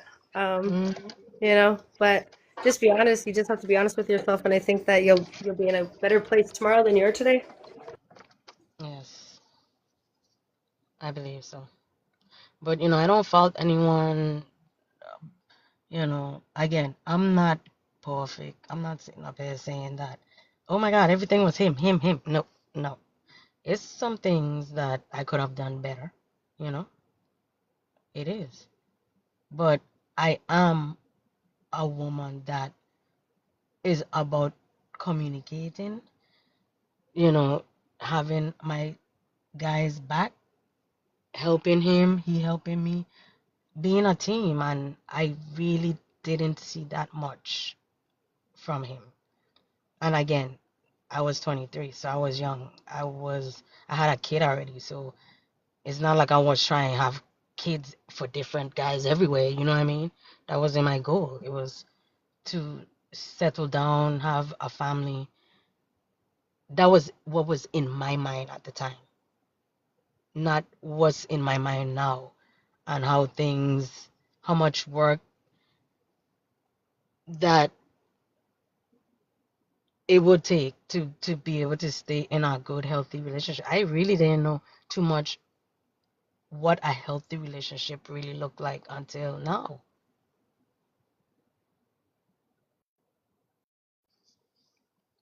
I can see like why a lot of people stay in unhealthy relationships. Like there's a lot of codependency I see in this world where people act like they don't care, but they really do care.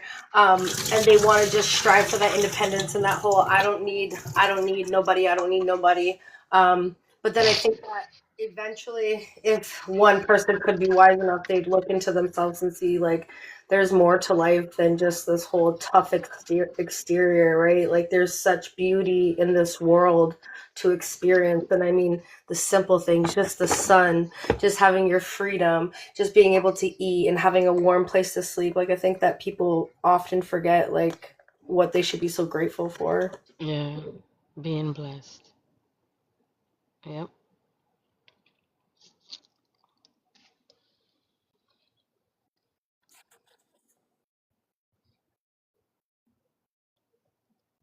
Thank you for having me on the panel. I'm gonna go run some debates. I've kind of warmed up with you guys, but I'm gonna go run some debates. I'll send you guys a follow, but my Thank you. debates do get All right. crazy heated. I'm not sure. I do a lot of trans debates and a lot of pro life debates. So I'm not sure how you guys sit on that, Yeah, but these are my I've views. seen you in those debates. You know your stuff. I like watching you debate. It's just my worldview, but I'm always open to have conversation and willing to be wrong. So I think that makes me a good faith debater. Where do you stand on that? On which one? The like trans stuff and the pro life stuff. Trans women are not women; they're males who have a mental health disorder, whether it's body dysmorphia or a autogynephilia, or gender dysphoria. Nonetheless, they're not women, and I think that it's disrespectful and full of male privilege to take away women's no. We've said no, no, thank you, and we're being called transphobic, bigots, all of these things for simply just clearly identifying logic that there's a difference between male and female. It gets deeper into when we start talking about the adolescents and why we should be teaching these and talking about, youth's sexual preferences, and it gets really beyond comprehension at times. But yeah, we could definitely get into it if you had a different position. Oh no, I'm not against it at all. I was just curious where you stood on that. I agree with that. Yeah, and so, but if you ever hear me on a panel, I do like to challenge even the people on my own side, because I take the biological and the social approach. It doesn't matter really which one. I could almost technically be on the ops, like be a better ops than some of the ops, but it's because I want to know my stuff. I want to know that my values are true and there is reasoning behind this. And my biggest goal, I guess, is to keep humanity in line and keep the truth alive. I think that what happens when we start lying and we start changing things to not the truth and what they aren't, and changing words and ideologies and allowing certain things, it's going to be a crash for humanity versus a further development. So I want what's greater good for the humanity. And then for pro-choice versus pro-life, I have pro-life. The thing is I'm a Christian woman, so I believe that life begins right at the time of conception. And once God's put his spirit, his soul into something, that's it. And you don't get the right to say, I'm gonna end this life because it's inconvenient for me. But the hardest position that I have defending is when they want to bring to the extreme. What happens when a adolescent gets raped and is forced to bear the child? It's very difficult to stance on that, but I don't know if you've ever heard about the violinist theory. That's No. as much as I'll go into. It's a moral theory, a worldview. Yes. So the violinist theory is to basically somebody just took you and kidnapped you right now against your will, and you got to this place and you're held captive, and the violinist has nothing to do with it, by the way. That's very important to know. The violinist is innocent just as much.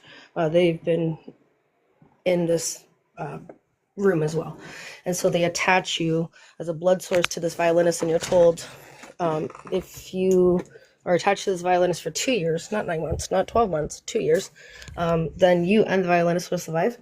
But as well, if you just cut the life source off this violinist, they're gonna shmai, like they're gonna end. But you can just go on with your very good life, and nothing's gonna happen to you. Nothing wrong's gonna happen to you. You're not gonna get kidnapped again, held against your will. Nothing. You're just gonna carry on, maybe with a scar, but nothing major is gonna change. Maybe you're mental. I don't know. So that it's immoral. Like, what would you do? Mm. At the blood supply, or would you stay there for 2 years? I don't know what I would do. That's kind of the furthest I can kind of get with pro life, because it just comes down to a worldview, right? Like, where's your morals, where's your values, and where does one individual stand? Right. And how far are they willing to push what's the value of life? So yeah, they get interesting, they get heated, they get they get crazy. I'm sure they do. You know, people have their form of what do they call it? It's called cognitive dissonance, where they're so like set on their own like belief they can't accept other things, I guess. Argue that with myself, right? Somebody could just say that vice versa to me, right? And so no matter what you want to, when these debates happen, it's not really necessary to change the other person's mind. It's the audience, right? To engage the audience. You get more people following in the audience. You're never going to change the person you're debating's mind. It's not your job to do that. So my job, like I said, it's for humanity, right? Here goes push it too. This is something I've like recently had to admit that I was like, no, wait, it's not wrong. I'm like, oh, well, if that's your worldview, then that's your worldview. IVF is wrong if I'm pro-life. And it's crazy because do you know how IVF is done? No. Okay, so it's crazy. It's going to sound so hypocritical. If I'm so pro-life and I want people to have life, then why is IVF wrong? Well, because what happens in IVF is they fertilize eggs, and then the ones that don't work out or you don't need, they just delete, right? So it's the equivalent of just a schmillion schmushmortions at one time. It's crazy. It's playing God, and we shouldn't do it. We need to stay away from it. Fair enough. What do you think? About what? Let's do the our you know what, let me twist it, because I'm gonna do a panel like this shortly. I've been working on it. Are trans men? No. Okay. What's your definition of a man? At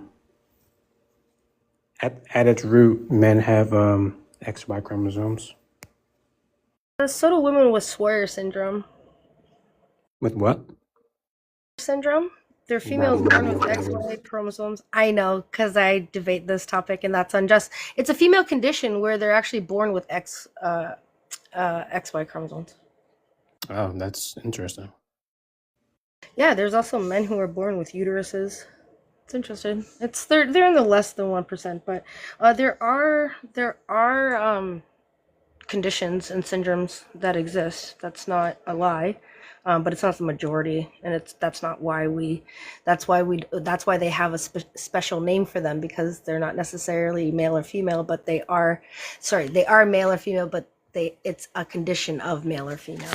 It's not intersex or opposite sex of. It has to come from one or the other. Sure.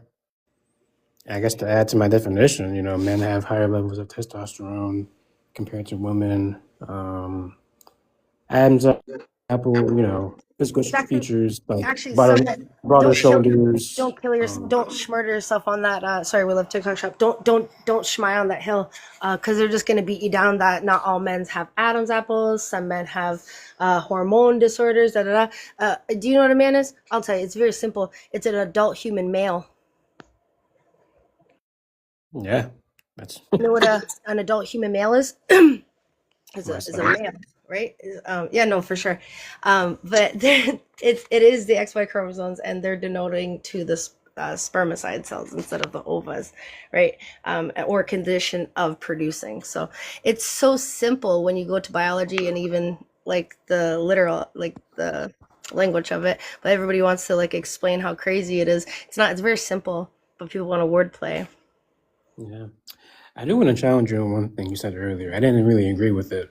I want to know, like, we were talking about, it was very brief. It was about we were talking about cheating or whatever, and you said that's unforgivable. What do you have to say? Well, the only thing that's unforgivable is blasphemy, I guess. So is it unforgivable to you, or are you saying that God doesn't forgive that? Betrayal is what I said is cheating is a form of betrayal, and Yeah. betrayal is the only thing that's unforgivable. Well, the nature of humans, like we've all betrayed God numerous times, even you have. So he still forgives us, though. Can you make the statement or the assumption even rather that I've betrayed God? It's just in human nature. Like when sinning is a form of betrayal in of itself. Like, because if I sin, I'm pretty much saying that Christ's sacrifice wasn't enough, so I did it anyway. What makes it a sin? What makes it a sin? Correct. I didn't hear you say. What were you saying? So you're all right. What makes a sin a sin? Don't tell me what a sin is. What makes it a sin? Well, there are parameters that God has put in place, and when you go outside those parameters, that's sinning. Yeah, there's rules. There's rules. Yes, there are rules. We know Yeah. we know what sin is. We know there's rules, right? But Disobedience to God, yeah. Yeah. So, but what is sin though? It's knowledge, right? If you didn't know you're not doing something, then it's not sinful. Once you acknowledge that it's wrong, then it becomes a sin to do it again. So, are you assuming that I've done wrong and then partaked in a wrongdoing again and then betrayed my God? Well, you're not perfect, so yeah. You like everyone, like our lives are going to testify against us in Judgment Day. So, like no one, it can live a perfect life. We can only achieve perfection through Christ, which is at the end of like this whole entire like life we're living. Like right now, we're going through a process. We're going through I forget what they call it. My pastor says it all the time, but we're going through a process. And like we can strive to be like Christ every day, you know, by praying, reading the Bible, you know, all kind of stuff, being obedient to him. But, you know, we've all fallen short in the glory of God. That's what it says. So if we've all fallen short of the glory of God, that means that we've all sinned at some point in our lives. Like no one can go through life being perfect. It's interesting you said that we could be more Christ-like by praying and reading our Bible every day. Is that what you believe Jesus did? Well, no, I meant that was just a couple of examples. Like there's more to it. There's like it's really a heart thing, you know. Like Reading of it so we could think more of his logic, of his word. Is that what you meant to? Yeah, I was being general. Back to like I just to touch base to make sure we're tracking with the disagreement here. When I said that cheating is unforgivable and it's a sign of betrayal, and betrayal is the ultimate sin, which is unforgivable, you would still stand that you disagree with that? I disagree that it's unforgivable in the eyes of God, yeah, because blasphemy of the Holy Spirit is the only unforgivable sin. The definition of blasphemy? To pretty much like not acknowledge like the Holy Spirit. Like if the Holy Spirit is like trying to get your attention, you keep, you know, blasphemy is not a one-time decision, it's a lifetime decision. So by the end of your life, all of your mistakes and all your wrongdoings, and you like not having a repentant heart and not willing to repent is blasphemy. So blasphemy is an act or offense of speaking seriously about God or sacred things, profane talk, right? Like talking bad about God, right? right? We know Uh-huh. that blasphemy is amongst one of the the final the worst sins. But what I'm saying is, so is betrayal, right? And I'm telling you that in my Hmm. worldview, cheating is the equivalent of betrayal, which is unforgivable. Well, yeah, that's good for So you. So I'm all asking of you in your the worldview. Oh, go ahead. all of these questions can be solved with scripture. I hear what you're saying, Chief of Police, but I don't know your standpoint on the so Malik is coming from a biblical standpoint with his answers, and the thing Chief of Police is this: all of this could be solved with scripture, but I guess the question that nobody really knows today is where do you stand when it comes to the Bible? Because there are people who believe that, and I need to get back to the topic. And there are people who believe the Bible contains the Word of God, and then that the Bible is the Word of God, according to 1 John 1. So, what, where do you stand with that, Chief of Police? Cheating is it's a seventh commandment, right? Thou shalt not commit adultery. Like, I don't know how else to blame it, right? There's no more else to shut it down. That's why I'm saying he was challenging my worldview. He said he didn't agree with the statement that I've said, and I welcomed him to a conversation and challenged his worldview. That was all. And so when I was saying about the blasphemy, he was saying that's the only sin, but I'm saying that betrayal as well is among the unforgivable sin, right? It's the most thing that's unforgivable. And he's steering off to blasphemy, which falls right back into betrayal, though. It's the ultimate sin is betrayal. It's the number one worst sin you can commit. Yeah, but he's going into when he said blasphemy, that scripture, he's talking about a reprobate mind. So a reprobate mind is someone who is not even asking for forgiveness or even wanting it.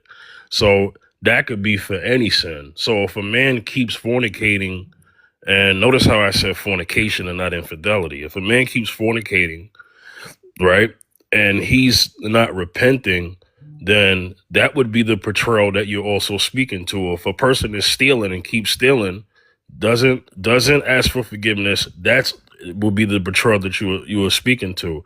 But God can forgive those who turned away.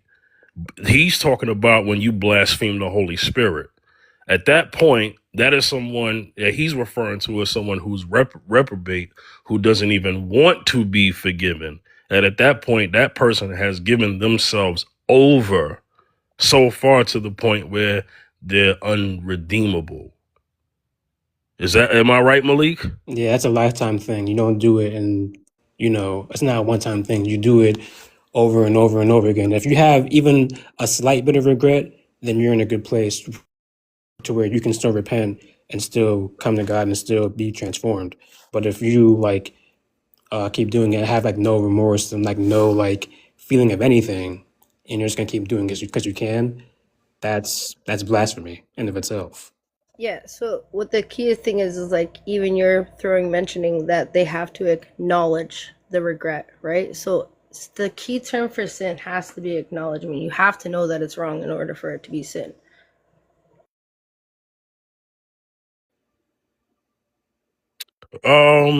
You know that so okay. Apostle Paul I need to get to the topic, but Apostle Paul was murdering Christians, right? When he was Saul. He was still wrong for that. He thought that he was in the right.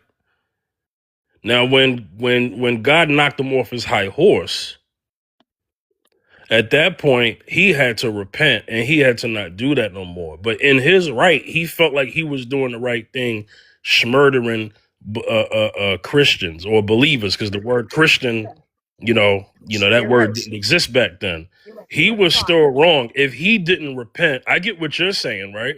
If he didn't repent, He repented. He recognized he was wrong and he changed yeah, his ways.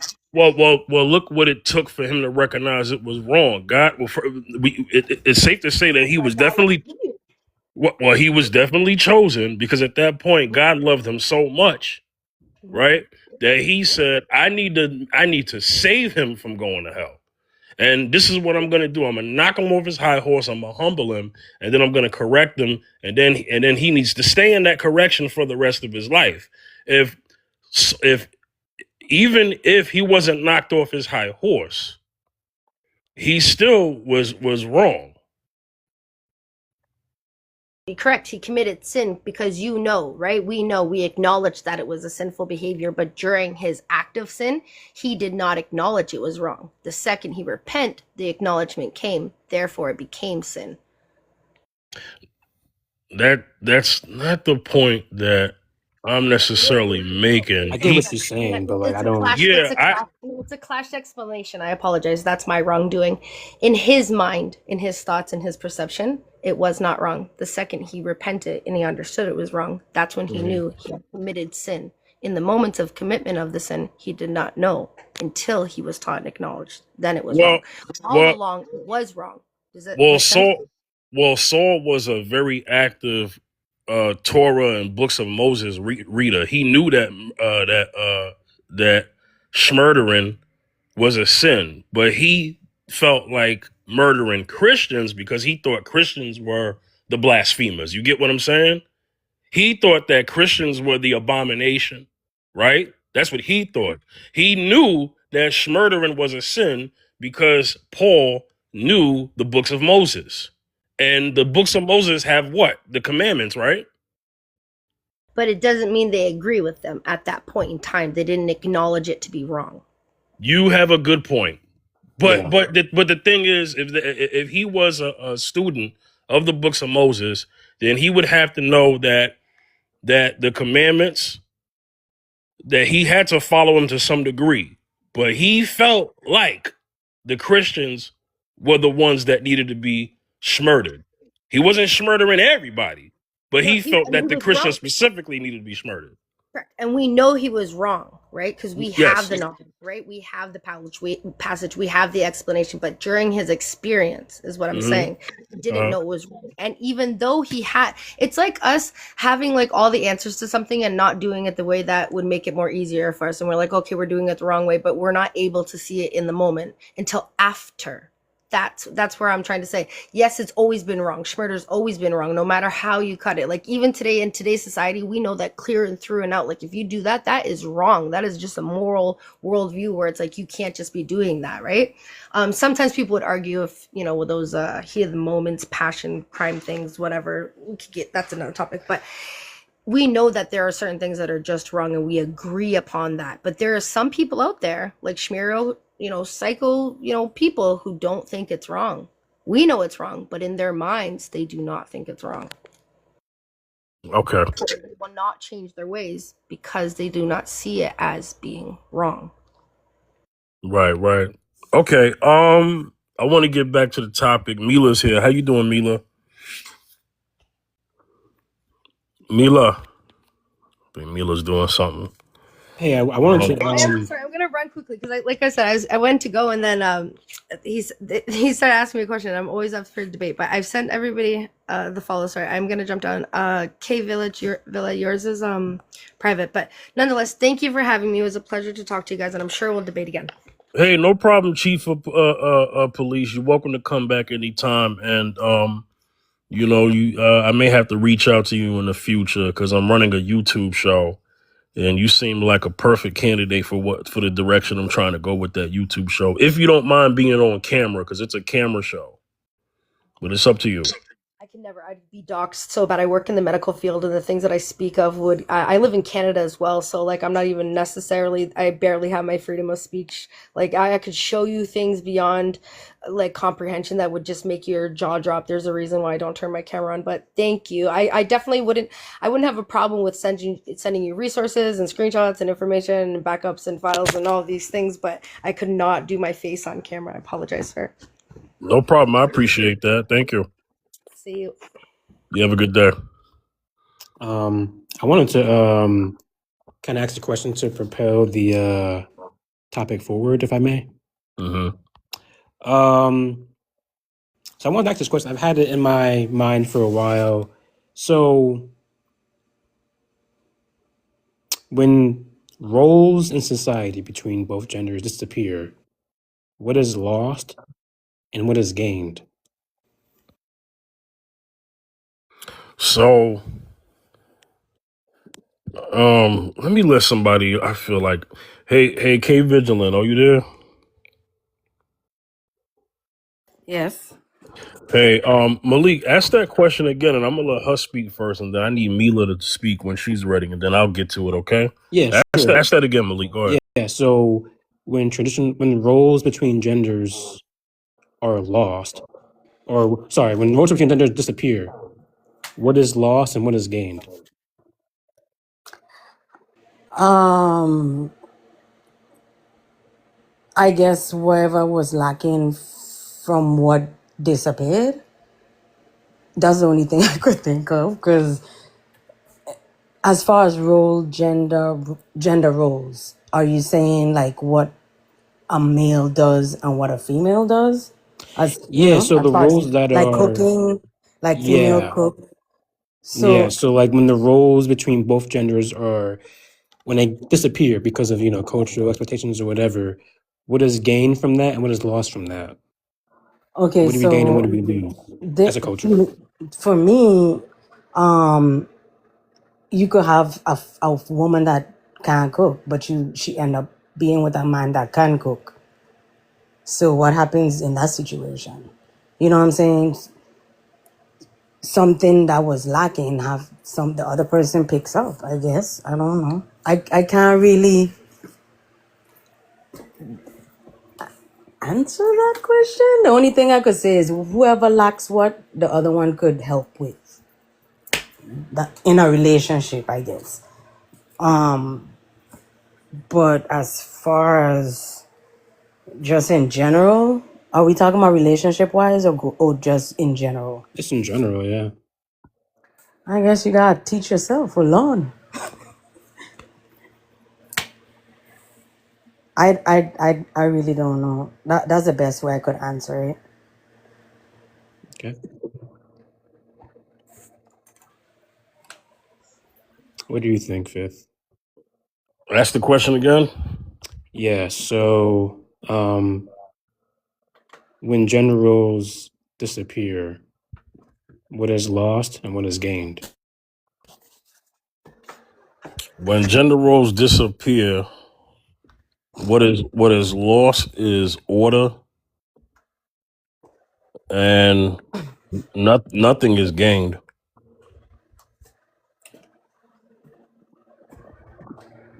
What do you mean by nothing is gained? Well, because the nothing is gained in this sense, right? So what more should happen if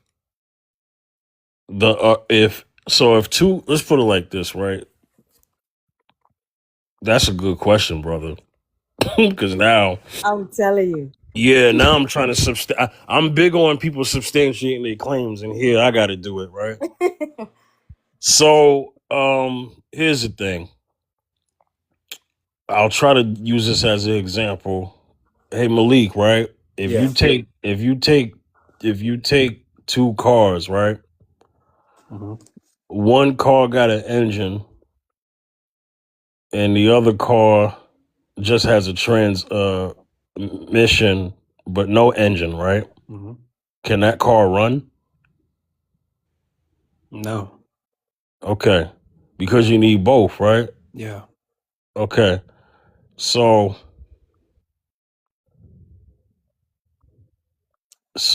that would be well, I'm about to talk myself into a corner. I kind Okay, of getting where you coming from, yeah, but this is it a sounds like where you going at with it is like it's a team effort. It's like what I'm saying. Whatever is lacking, the other person got to pick up. right. So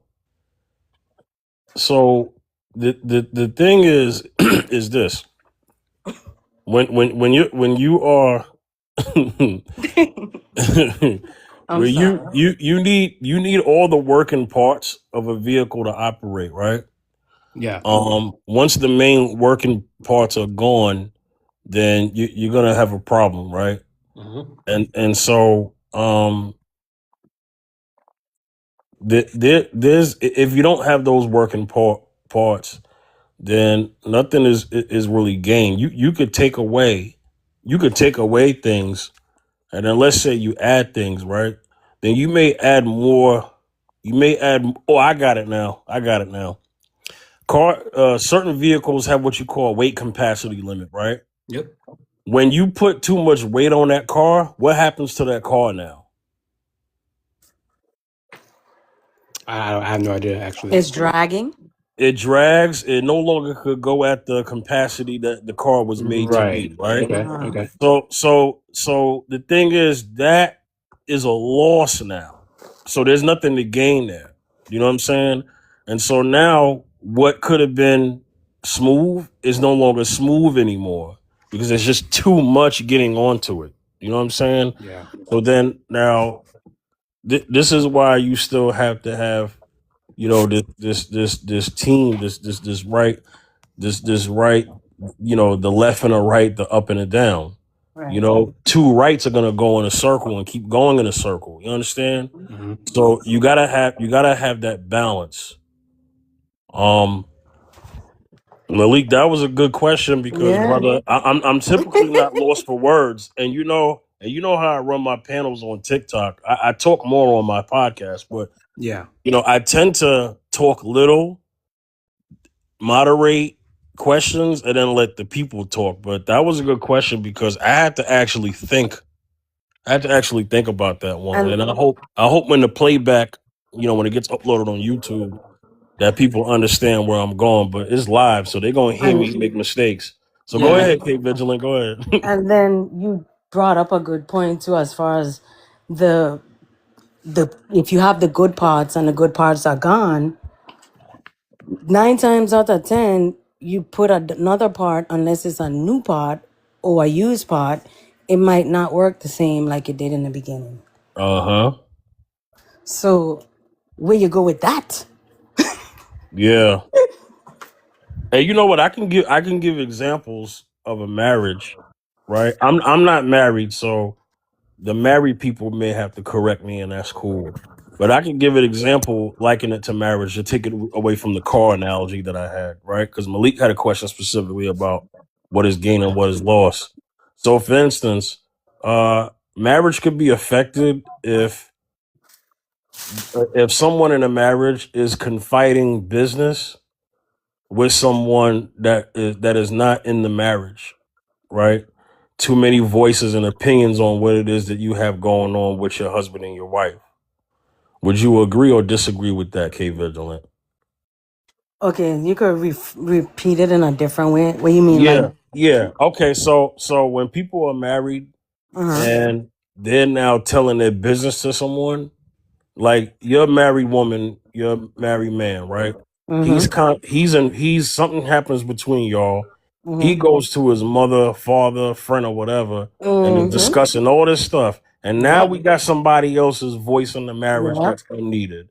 And I'm that's not saying, good right, thank you, and that's not good. at Right? all. So that could cause strife in a It marriage. can cause major strife. There we go. There And I you go. know that for a fact.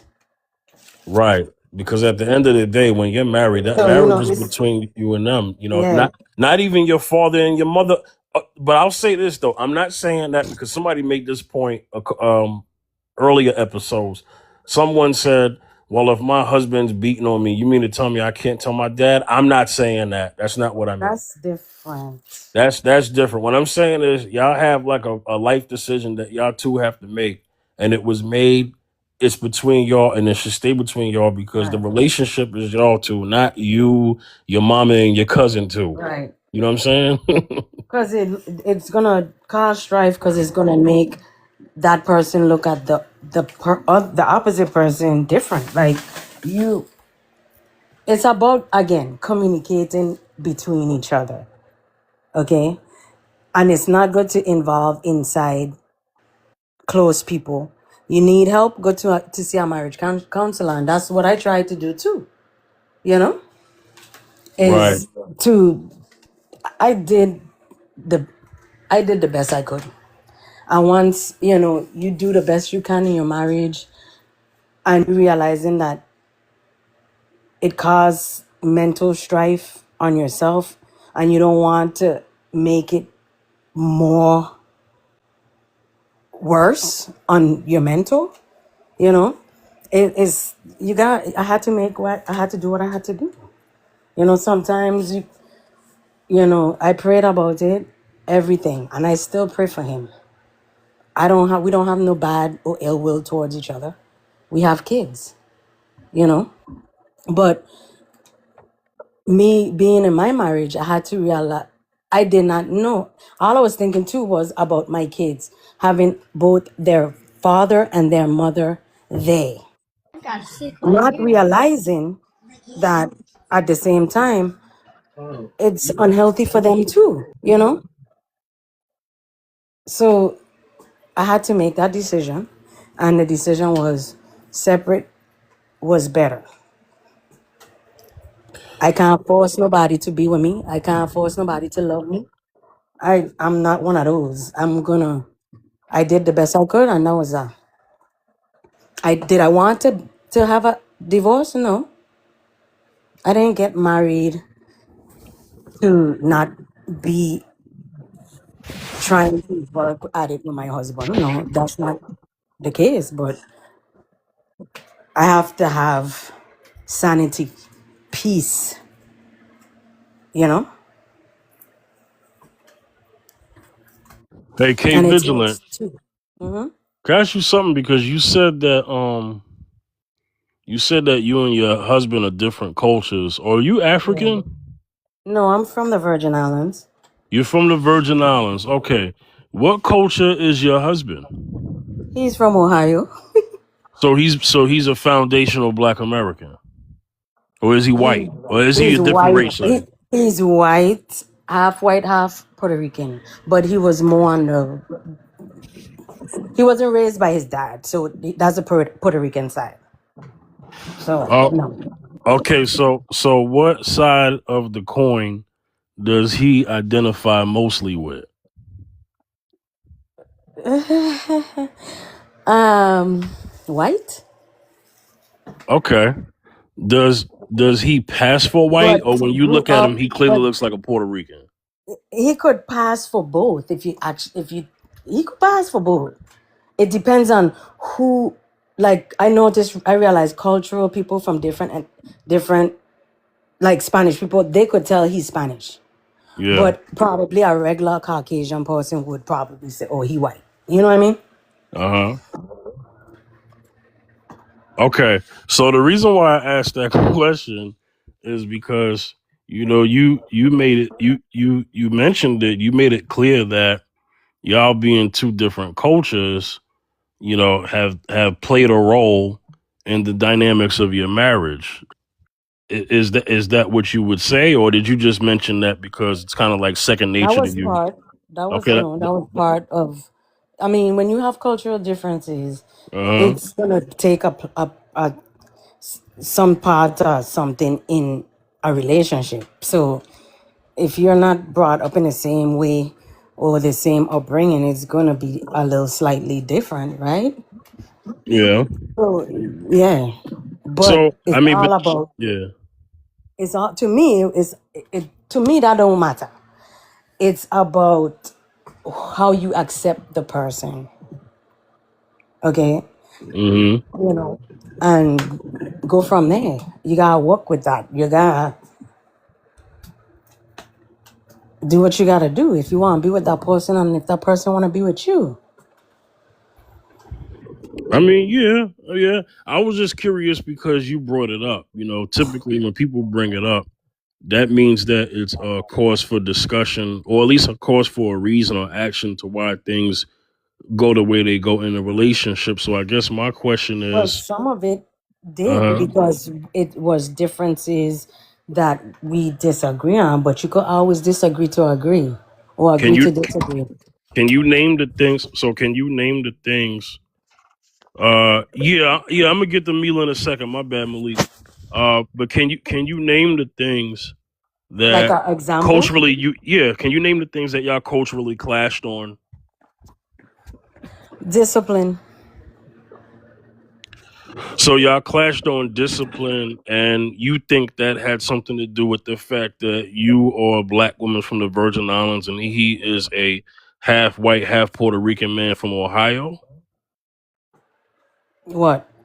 I mean, I'm just saying that that was one of the things we didn't too much agree on later on, but it was okay in the beginning.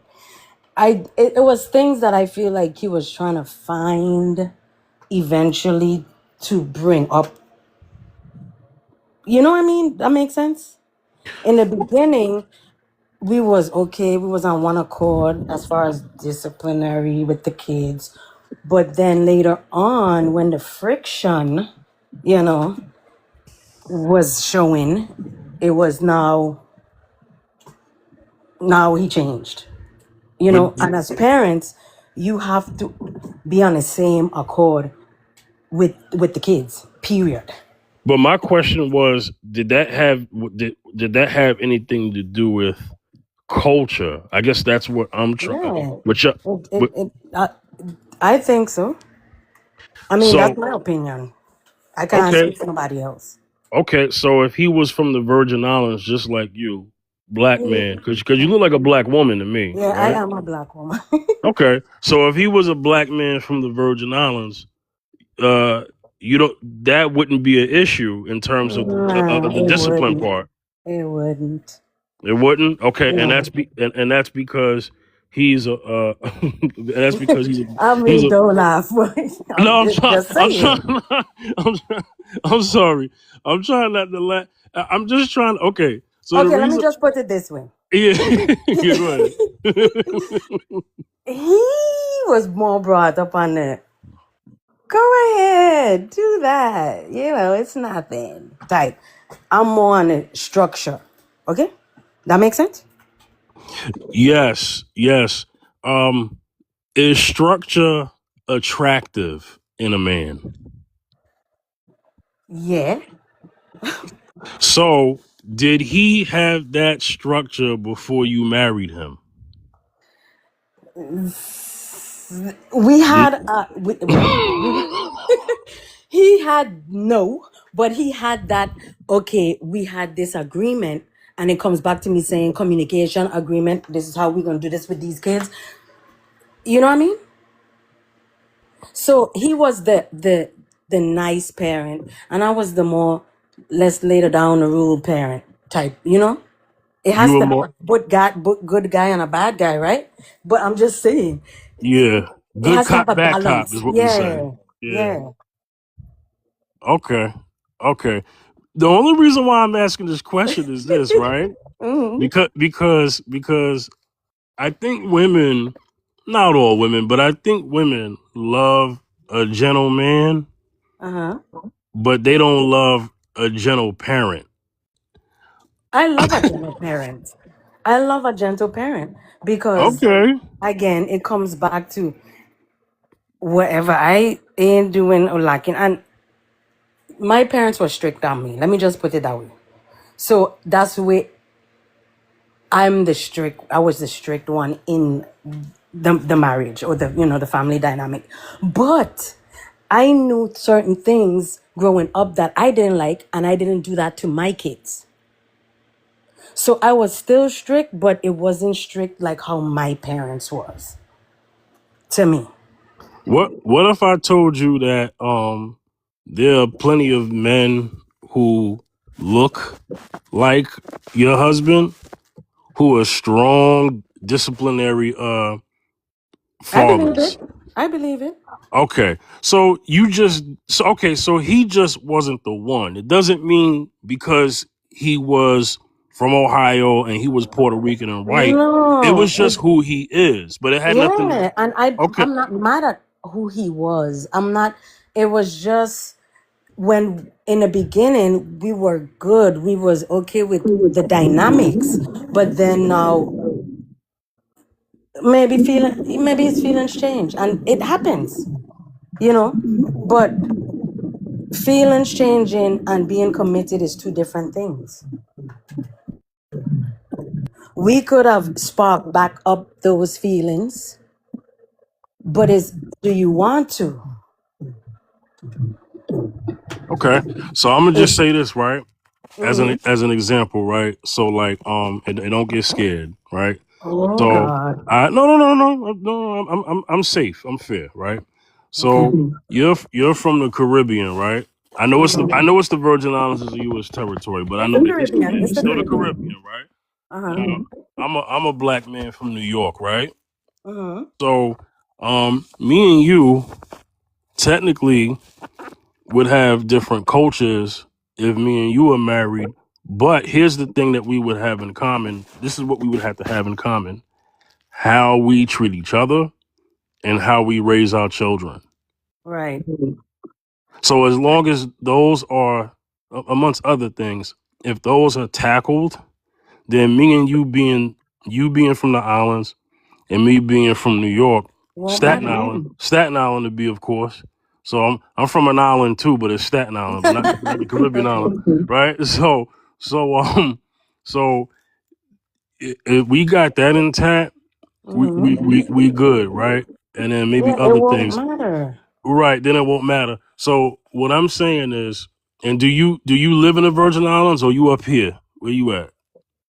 I ain't in Staten Island though. Right. I'm But in what, Florida. you're in Florida. Okay. So the likelihood, what's around you are people who are from Florida, right? Yeah. Right. So And I mean, and many other places. right, because you're in Florida. I mean, you could run into another, Ohio. or or another person from the Caribbean. You know, Right. That's true. That's Haiti, true. Jamaica, whatever, right? Mm-hmm. So so culturally, like I said, the locations are different, but as long as y'all are on one accord Yep. On the same about page. on the same page, okay. So then you were 23 at the time, Mm-hmm. right? You're no longer 23, Nope. right? I assume you may be between the ages of 35 and 45. Uh-huh. Okay. So that would mean that the man that you don't know if you want to marry again, but let's just say you did, the how you would pick now would be different than how you picked in the past. Yes. Definitely. Okay. Can I say this? I see that things are a lot harder now when we come to a certain part of our life. You know why? Because when we get a certain age, we're not as open to compromising like we did in the past. What you talking about, men or just in general? I'm talking about in general. Well, I don't agree with that, sorry. Okay, that's cool. And the only reason why I say that is because when you get a certain age, you got your stuff, Uh-huh. right? And Yep. whoever that man is, he got his stuff. Uh-huh. And then it becomes into I ain't bending no rules for nothing. Sometimes that could happen, You're right. you know, because now it's like, oh no, I what I tolerated back in the day, I ain't gonna tolerate that now. You know what I'm saying? And so what I find is that people who have been younger and married younger Uh-huh. seem to have a harder time years later and the second time around where they try to find a wife or a husband again. What say you? Okay, so I feel that could be the case if you don't work on yourself. Correct. That's what I feel. Now, if you work on yourself, you would be more open-minded to change, to compromise, to a lot of things. That's what I think. And that's what I know because I know a lot of things that I are so for me so different in my mindset back then than it is right now. Okay. All right. Hey Malik, man, you got it. hold it down for me, man. I gotta go on mute because I gotta get up out the house. All right. I got you. Hey, Mila, have you had a chance to respond to the crowd? No, she didn't Nah, yet. Go ahead, Mila. I didn't. Our traditional gender roles in marriage outdated. For some people, yes, but for people who like to, live out the whole traditional role, no. And I say that because it's a lot of women out here that's okay with the traditional gender roles. Me, for instance, I'm okay with my husband working, and I'm at home with the kids, taking care of home, but only to a certain extent, because sit at home can get boring, honestly. So to me, I don't feel like it's outdated, but to some it might be.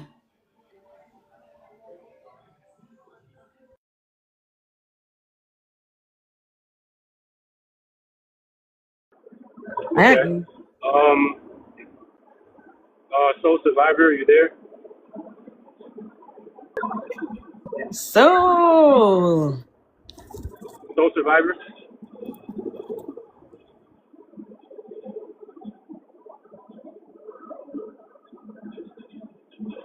Can y'all hear me? Yeah, well, I can hear you, but there you Hold on, go. hold on. I'm so sorry. I was on mute. Casey, how you doing, baby girl? I'm good, girlfriend. How are You good? you? Yeah, I'm really good. Thank you. Thank you so much. Thanks for rising me as well, guys. It's a really interesting topic. Yeah, Soul Survivor, welcome to the panel. I don't know if you're new here or not, but no cursing, no foul language. And whenever you're No ready, you worries. can go ahead and answer the question. Or Yeah, roles no in worries. marriage. You go Yeah, ahead. yeah. Yeah, no worries. So, just so you guys know, I'm from the UK. And it's a really interesting question, I think, as well, because when we talk about gender roles, there is like, if you go back in time, it was quite clear what our roles, gender roles were, like our parents' generation, for example, right? It was quite clear. Mum was at home, dad was at work, whatever. But I think over time, women have become a lot stronger. I think women have become a lot more independent. And there are a lot more single women nowadays than there were back in the generation, say, of my mother. So when you, as a woman, become stronger and more independent because you are maybe a single mother, you kind of take on all responsibilities. So you're going out to work, you're doing the house chores, you're looking after the kids. So over time, I think it has changed, and I think it's just evolution. If I'm honest, I think personally, this is just my opinion, guys. Yes, or don't come at me. It's just my opinion, and I do think that women, because women have become independent, they're able to take on more of probably the duties and responsibilities that originally a man would do, right? So I'm not saying it's a right thing. I'm not saying it's a wrong thing. I'm just saying that everybody has a right in their own space, in their own lives, to decide what works for them. So that I mean, I would love to have a man and that does the man thing, and I would stay at home and do the cooking, and I'd probably get bored if I'm honest, but maybe do a part-time job or whatever. I would be totally cool with that, but my situation doesn't allow that. So I've had to take over that man responsibility as well, in terms of financially looking after me and my two children. And you know what? I'm cool with it because I'm achieving it. The only thing I would say, I get tired, right? I get really tired, but I still wake up every day. I still plod on, and I have a positive attitude in life. And my kids keep me going. So I don't think there's a wrong or right answer to the question. I think with time, people evolve, and your situations, your circumstances kind of determine whether it's a good thing for you or not. There are some women that are okay to do that, and there are some women, some men. I mean, my ex-husband, for example, he was a stay-at-home dad. and because I earned more money than he did. So he was a stay-at-home dad looking after the kids, doing the nappies, doing the feeding, doing the bathing, and I was going out working. And it worked for us because it financially made sense. So Exactly. I think I think as long as you're sensible in what it is that works for you as a couple, I don't think there's a wrong or right answer. As long as you guys are okay, to hell with what other people think, is my view. Hey, Soul Survivor. This is Hey, Fifth, the host. How you doing? I'm good, Hey, Fifth. How are you? I Thank you for having me up, my love. I Thank you. I like your accent. Can you be silly with me for 1 second? Oh, come on, let's do it. Let's do it. Okay. Okay. Can you say, darling, why do you speak such rubbish? Okay. Darling, why do you speak such rubbish? Thank you. Did you like that? Yes, I did. Love it.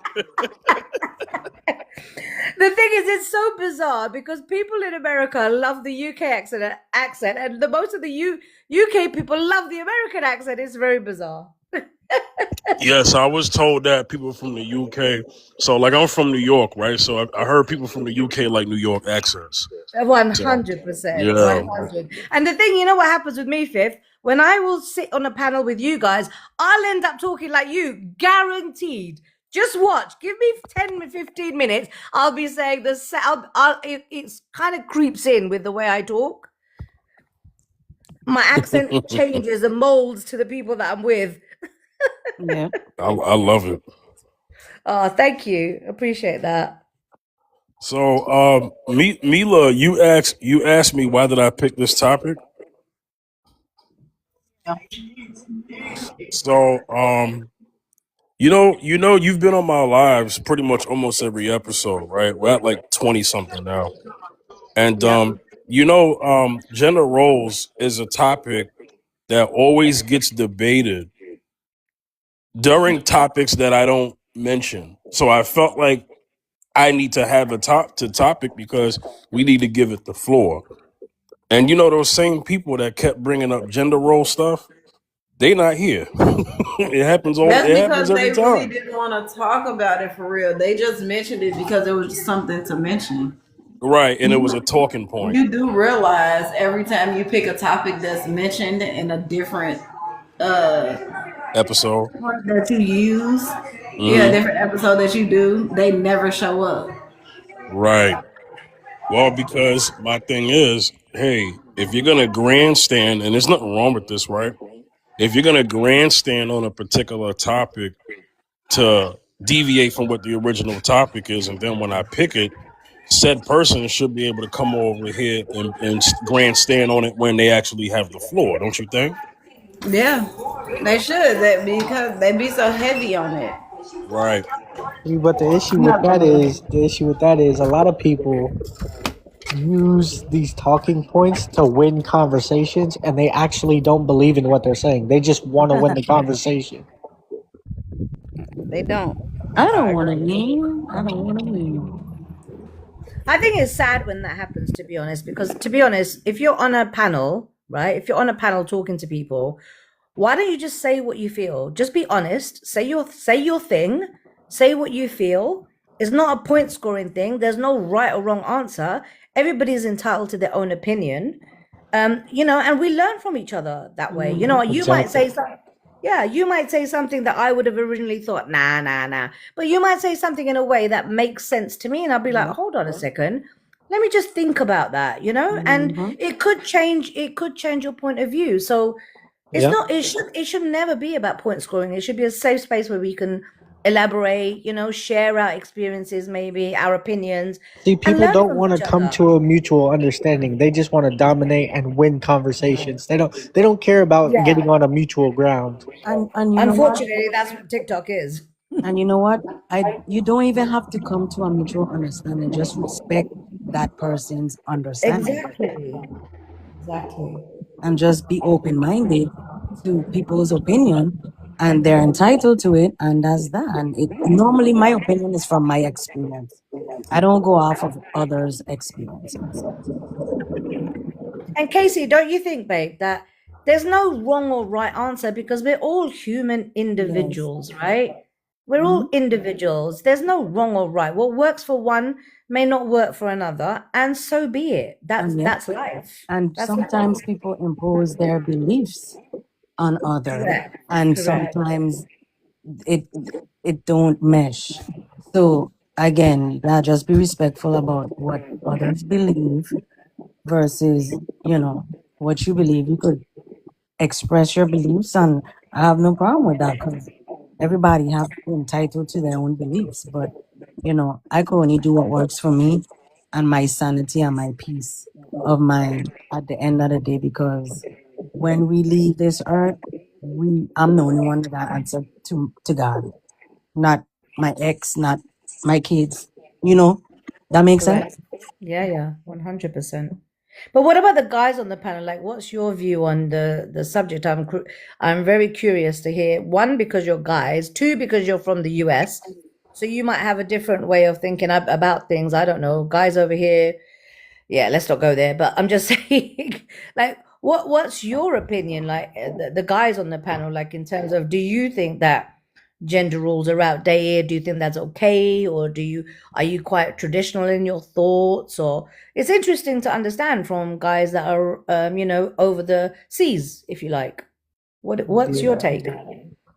I'm a very traditional man. I believe that we all have a set role to play. And if we did play those roles, everything would fall back into alignment. I don't believe that we should provide a safe space for men to act like women, and I don't think we should provide a safe space for women to act like men. Okay, fair enough. What about you, Fifth? Did you have a thought on it? I'd be Give interested me, to hear. give me 1 second. I'm sorry. I'll be back. Give me 1 second. No problem. I love it. Yeah, Give Malik me could go if he give wants me to. 1 second. I'll be back. I love it. I love it. How you love my UK accent. I love your guys' accent as well. It's very cool. I feel and I believe what you believe too. What's your name? Tell me your name, Rambo. Yeah, Rambo. I do believe in that, but you know, you get in circumstances where you have situations where you get with a person that don't believe in that, and it's up in the air, and that's where it comes back to you gotta pick the right person for you, the right one that have your same beliefs and standards and values. Yeah, I think it all just goes down to you have to find someone that Yeah, aligns with your core values. Correct. basically. And a lot of Correct. people are getting people that they don't really align with. They're Yep. thinking about SMEX or whatever. And it's Mhm. just like those things don't really matter once you get into a relationship. And Right. now, SMEX isn't that important. Now you got to see where you guys line up. And that's why Yeah. So true. before I got married, I was dating with a purpose. Like I would always say, let's take money and SMEX off the table. Now, what do we have left to talk about? Right. Yeah. I like And that straight, direct point to the point. That's what I'm talking about. yeah, and if we have nothing outside of talking about SMEX or money, then we don't need to be talking. Right. Yeah. Exactly. But That's you kind of know, sad though, isn't it? Because you're basing it on something and then you realize afterwards that, oh my gosh, if we take that away, what do we actually have in common? Like, what do we, mhm. where do we sit in commonality with each other?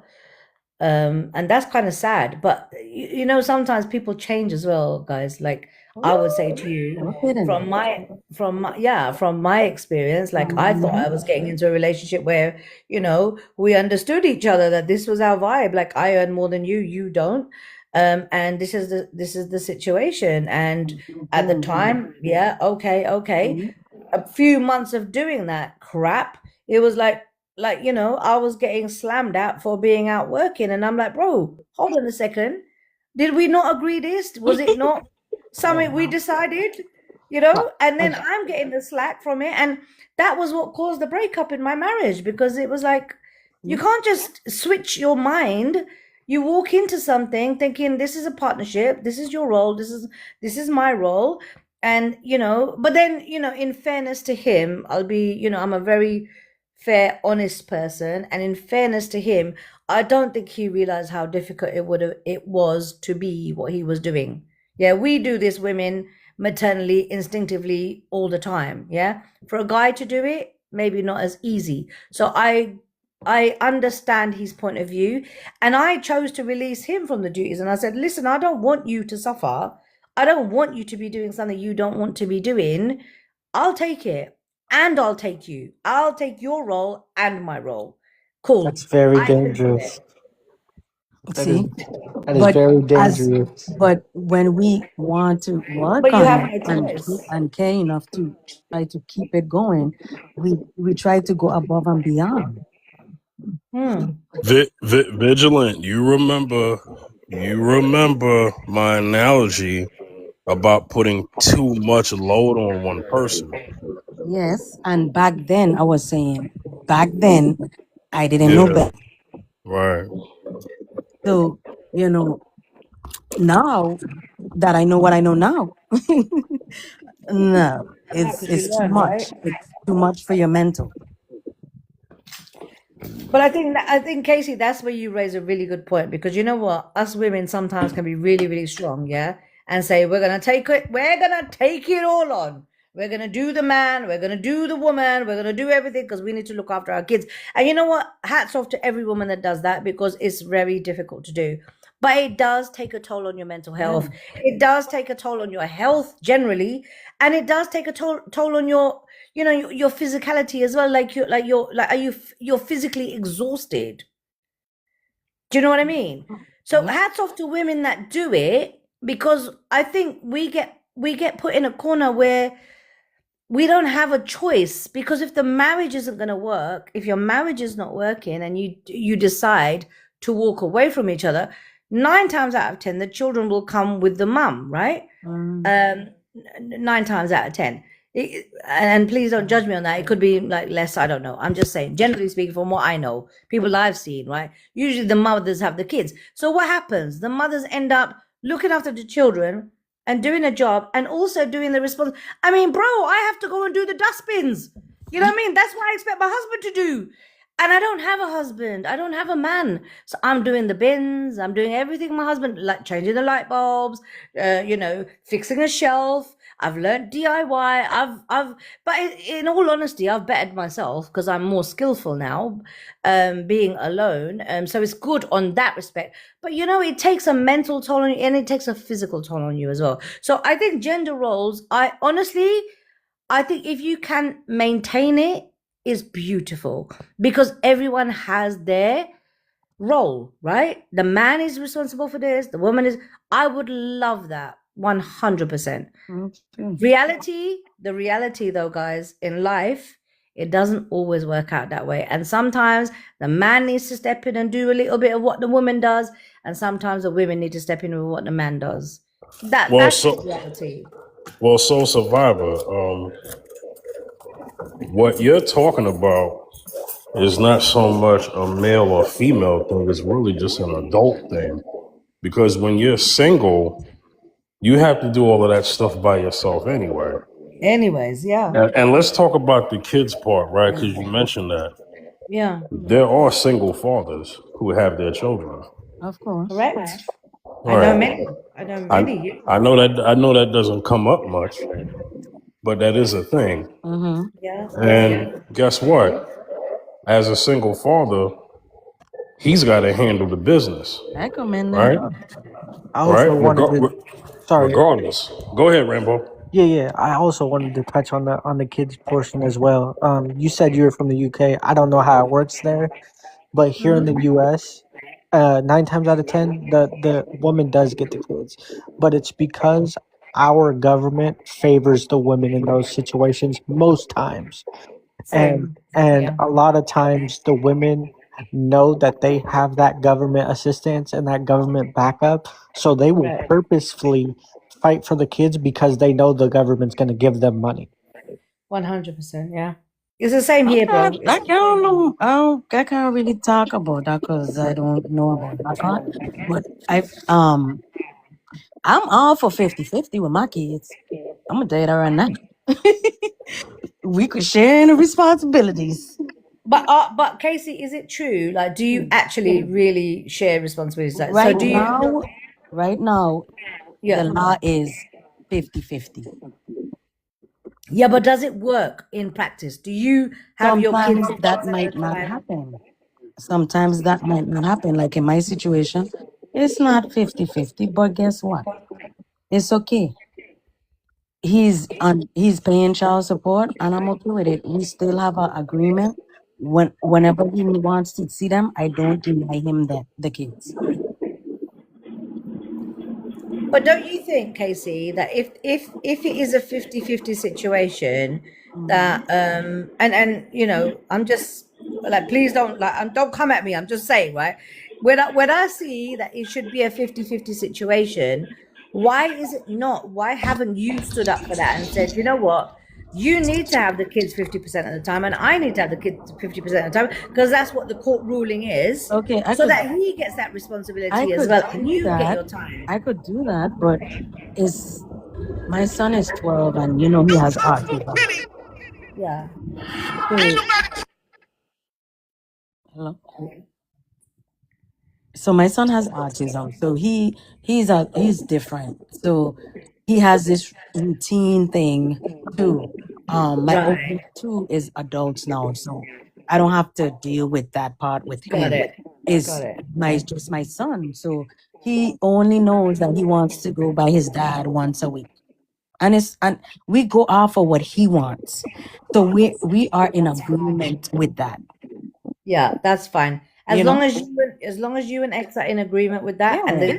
and your son is happy. The biggest thing is your child is happy, right? Yes, that's the So biggest. as long as that's all good and you can cope with it as well, then that's all good. You've got a good understanding then. Yeah, and that's the thing, is the understanding with both parents. And some people don't have that. Yeah. And I feel sad for people that don't have that level of understanding between themselves, because sometimes, you know what I see a lot in, I don't know what you guys in the US, how it is, but in the UK, a lot of what I see is, you know, a man and a woman, a mother and a father will use the child as a tool between them two, you know, to fight against each other. It's over And here that's too. really sad. It's really sad. And I hate to say it this way, but for the majority of the part, it's true. And I believe that it's an Americanized thing, because I don't see, and correct me if I'm wrong, because you guys are from other places, but me personally, I don't see women that are not American using their kids to get money or using their kids as leverage against their men. Well, I I think do. that's Oh, only babe, it happens American here in women. the UK all the time. I Oh, do. UK is exactly the same. Oh shit. Exactly. I think it's Yeah, I think it's the same all over where the do you think world. America gets their ideas from? It's the same all over the world. Honestly, babe, it's the same everywhere. Everywhere. I don't think America has initiated that. I think it's a you know, a woman thing. I'll be honest with you, and I hate to say it because I'm a woman, but I think it's a woman thing where women will do that from whatever bloody. I see it happen in India. I'm Indian, right? I'm an Indian. I'm born and brought up in the UK, but my ethnicity is Indian, right? And I'm a Muslim as religiously, but I see it happening everywhere. I see it in India. I see it in here. America. You're talking. I mean, it's not a. I don't think it's a geographical situation. It's a man and woman situation, and a woman will always, if they can milk it, they're going to. Unfortunately. Walaikum assalam too. I'm also a Muslim. Oh, mashallah. But yeah, I think I ain't got lucky. using no money for nothing. I think I got lucky when I got married, and in my head, it was like, oh, because I didn't marry an American woman. But maybe that's not what it was. Maybe I just got really, really lucky. Yeah, that's probably what it was. So brother, so Rambo, so explain your situation. So you're married? Are you married? Then you said? Yeah, I'm married. Okay, and you're still married. You got children, and you're a Muslim, and I don't have You're any children, but I am married. okay. And you're Muslim and you live in the US, right? Yeah, Okay, got it. So it gives me a bit of context of what you're saying. I get it. Okay, yeah, cool. yeah. And both of my wives kind of get hated on a lot, Both of your actually. wives? Yeah, What do you mean You both of your know, wives? You're married twice? yeah. I have 2 wives. you Oh, you know, have two wives. ma'am, Yeah, You have two Did you wives? just say you yeah, have two absolutely. wives? in the U.S., you could do that. Yeah. Oh wow. Okay, so this is a little bit fifth. I'm Hold sorry. on. So I survivor, just want hold to ask. on. Let me. Go on. Sorry, guys. Go on. I So was gonna ask Survivor, him, you how had a do that quick. work out? How do having I two had a wives what? work out? It works out Yeah, beautifully. that's what I'm trying to say, bro. Like, what? How? I mean, it works out How does beautifully that for happen? me because like I said, I'm a very traditional man, and with also the religion, it comes with a lot of Yeah, may things God that, bless your heart, because it yeah, won't be me. as a man, there's things that you're obligated to do. So my wives are very, very well taken care of. They're both stay-at-home wives. They don't have to work. Their car doesn't decline anywhere. So Do they both live with you, or do you have a separate home for one and a separate home for another? they both live with me. But if they wanted separate houses, they could very well have that. Okay. Oh, And Very they interesting. work well together, like living in the same house with you. Yeah, actually, before This I not a even conversation for me. I'ma just stay on mute. God bless your heart, Rambo. You got it. before I even before I even Love. met What's your them. name? Lovely. Is it lovely? What's your name? Yeah, you can call me lovely. After It's you're all done, I okay. got that question Okay, for all lovely. y'all when you're all done. No, it's interesting. It's interesting. I'm really interested to hear his story. Like, how do you make it work, bro? Because in the UK, we can barely afford one woman. How are you funding two? I think that's just the Like, drive that seriously. I was raised with. I was raised that if Oh my God. you can't provide and protect as a man, then how can you call yourself a man? And a lot of people disagree with that, but it has worked out for me. Mashallah. Okay. Each to their own. I have always said everyone has a right to their opinion as long as they're happy. It does rise questions.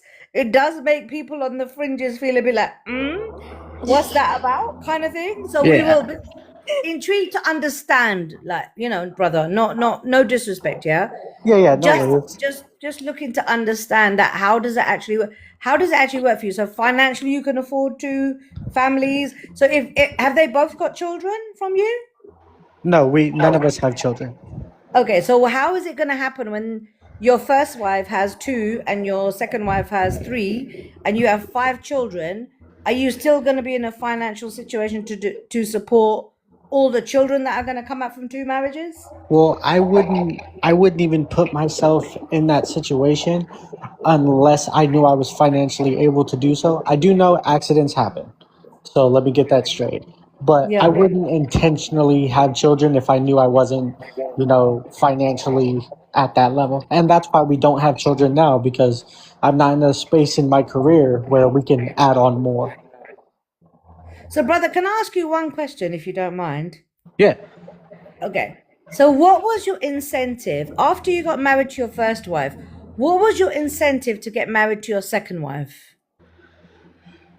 So I don't want to get TMI here, but a big part of it was sexual performance, and my first wife Okay. didn't want to go as many times as I wanted to, so she kind of brought up the idea initially. Oh, so she brought up the idea. Yeah. Wow. okay. She like basically tell you have a pass Oh no, not a pass. with No, somebody else. we don't have a pass. In Islam, brother, let me say something to you. The reason for having a second wife is to be able to think that, you know what, you're doing something for the sister, you're doing something for the other person, Yeah. not because you are gonna have extra gratification, Please Yeah, don't get me no. wrong when I say this, yeah? Please don't get me wrong when I say this. But I'm just saying it to you from an Islamic point of view, because obviously I'm a Muslim as well. But I'm a reaver. I'm not like Muslim from birth. So I've learned, yeah? Yeah. And if you're going to take on a second wife, the only reason that's permissible to take a second wife is if you're doing it to better that second woman, not because you are not getting SA the way you want to get it. Yeah, You absolutely. That wasn't the only reason. That was just the initial reason that she brought it up. okay. But then I think you guys should have gone to marriage counseling or sexual counseling or whatever to spice up your own marriage rather than bringing someone else. Listen, it's just my opinion. I wear my heart on my sleeve. I say what I say, and I'm sorry if I'm wrong. Don't come at me. I'm just saying. I'm literally just saying Yeah, that if never. that was the situation, there are so many ways of sorting that out without going and bringing another person into the marriage, into a situation, because it does complicate things. And brother, when you've got children from one and the other, that's when you're going to say, so you were so right. No, Just putting it no, out there, just no, saying. no. I don't think so. No? No. I think that women are in business and men are in love. And I think the biggest deceit we could follow as men is continuing on the cycle of this religious trauma and trying to cater for women. I think men, we should do the same thing women do. Is absolutely worry about yourself, never give back to society, and do not talk to them. You'll find a woman that will crawl 12 mountains of glass just to be with you and do everything you say. But yet, for the most part, we are dealt with a lot of like Western women that have been raised by the white teen man who hates us, and just because you guys fall victim in that, and you guys do exactly what the little hat people do, is abuse the systems of this country, reading the fine prints and abusing those fine prints to abuse men, your children, and yourselves. And I'll land there. Whoa, I'm not even sure what you said, bro. Honestly. It's I'm okay. sorry, I know guys. for a lot of women like yourself, that's the first answer because it actually takes an adult to humble yourself. But I could tell from the I think fact that's that you quite cannot rude. listen to what I I told think you, that's I quite could rude. tell you're just a child at heart. And Well, that's the let's problem this not get country up will here always and fail. Whoa, disrespect whoa, women, yeah, Yeah, yo, okay, yeah, especially God, yo, my yeah, bad, yo, bro. yeah, especially a yo. Muslim woman. Do not come up here and disrespect any woman. I'm Hey, Christian. wait, I don't hold, believe in none hey, of wait, that hold Muslim on. crap, bro. I'll Hold throw on, a hold on, brick hold on on. y'all, bro. Real life. Hey, yo. This is Fifth talking. Yo, yeah, yo. You Nah, can't do you that, good. man. All right, well, You I'm gonna good, still Fib. I talk to dropped him. him. I got you. If he's still in the chat, yeah, yo, you've been on here several times, man. That I don't like that energy, man. That's not good. So if anybody else thinks, yeah, I don't. Yeah, yo, you know better than that. Yeah, yo, you've been up here like 3 times. All right, it's That's not what we're cool. not gonna do. No, You know, Rambo, you good. I I'm dropped not, him. Fib I'm gonna not. correct it. Yeah, I'm not gonna ban Yayo, but Yayo, if you want to come back up, you can't come with that energy. All right, I'll give a chance, but just kind of chill. All right. Anyway. I'm sorry, Soul Survivor, for the No, disrespect. If you feel disrespected. no. Listen, Yeah. guys, it's not your fault. People have their ways. It's okay. I really appreciate, though, Fifth, that you kind of took that on board. I appreciate that as host. Thank you so much. Yeah. So shout outs to me. So Mila's my moderator, so she kicked them. But Hi, all right. Mila. So here's the thing. Okay. So Go I on. like to conduct my stream like we're adults. Like, you know what I mean? We don't have to like, Yeah, you know, 100%. do ad hominems. Like we could talk, we could agree, we could disagree respectfully. You know what I'm saying? And you know, Exactly. I love talking to men and women up here, and you know, I want to make sure that the men and the women are respecting each other. I've had a situation where you know a woman came up real crazy too, and I had to you know take care Yeah. of her. You feel me? Yeah, So you yeah. know, Talking about open? I just want to make sure. Nah, not open. I'm talking about teardrop. Oh yeah, she was. Oh yeah. Okay. Yeah. So you know, No, Anyway, you're conducting it really well. And the thing is, like I said to you, like me and Rambo were talking, you know, I don't particularly agree with what he's saying. He doesn't particularly agree with what I'm saying. But you know what? We've been respectful. We've talked about it, and it's absolutely fine. Just be respectful is the bottom line, right? Be respectful.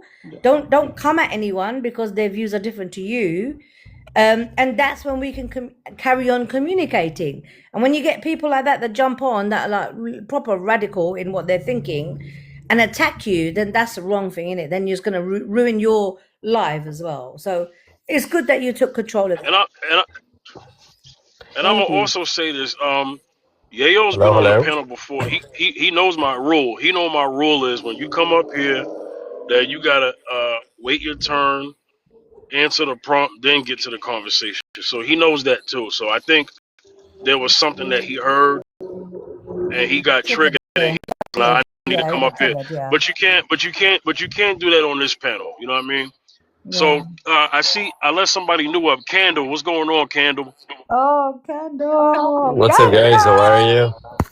Hey. How are you, my love? I'm doing well, thank you. Good to see you, Saul. Oh, How's everybody good to see doing? you too, my darling. Thank you so Good. I much. just like to explain the rules for people who are new to my show, okay? And that is no cursing, no foul language, respect each other, answer Right, the prompt right, first, and then you could talk with everyone else, okay? Go ahead, right. Candle. Amazing. So I just, to be honest with you, I came after Saul. I don't know what's going on here. I'm gonna listen first. Yeah, stay Candle. All right. It's a really good live. There's obviously the guys are from the UK, US. I'm from the UK. My Candle, by the way, guys, is from Iraq. Okay, Nice. shout outs to you. Sorry.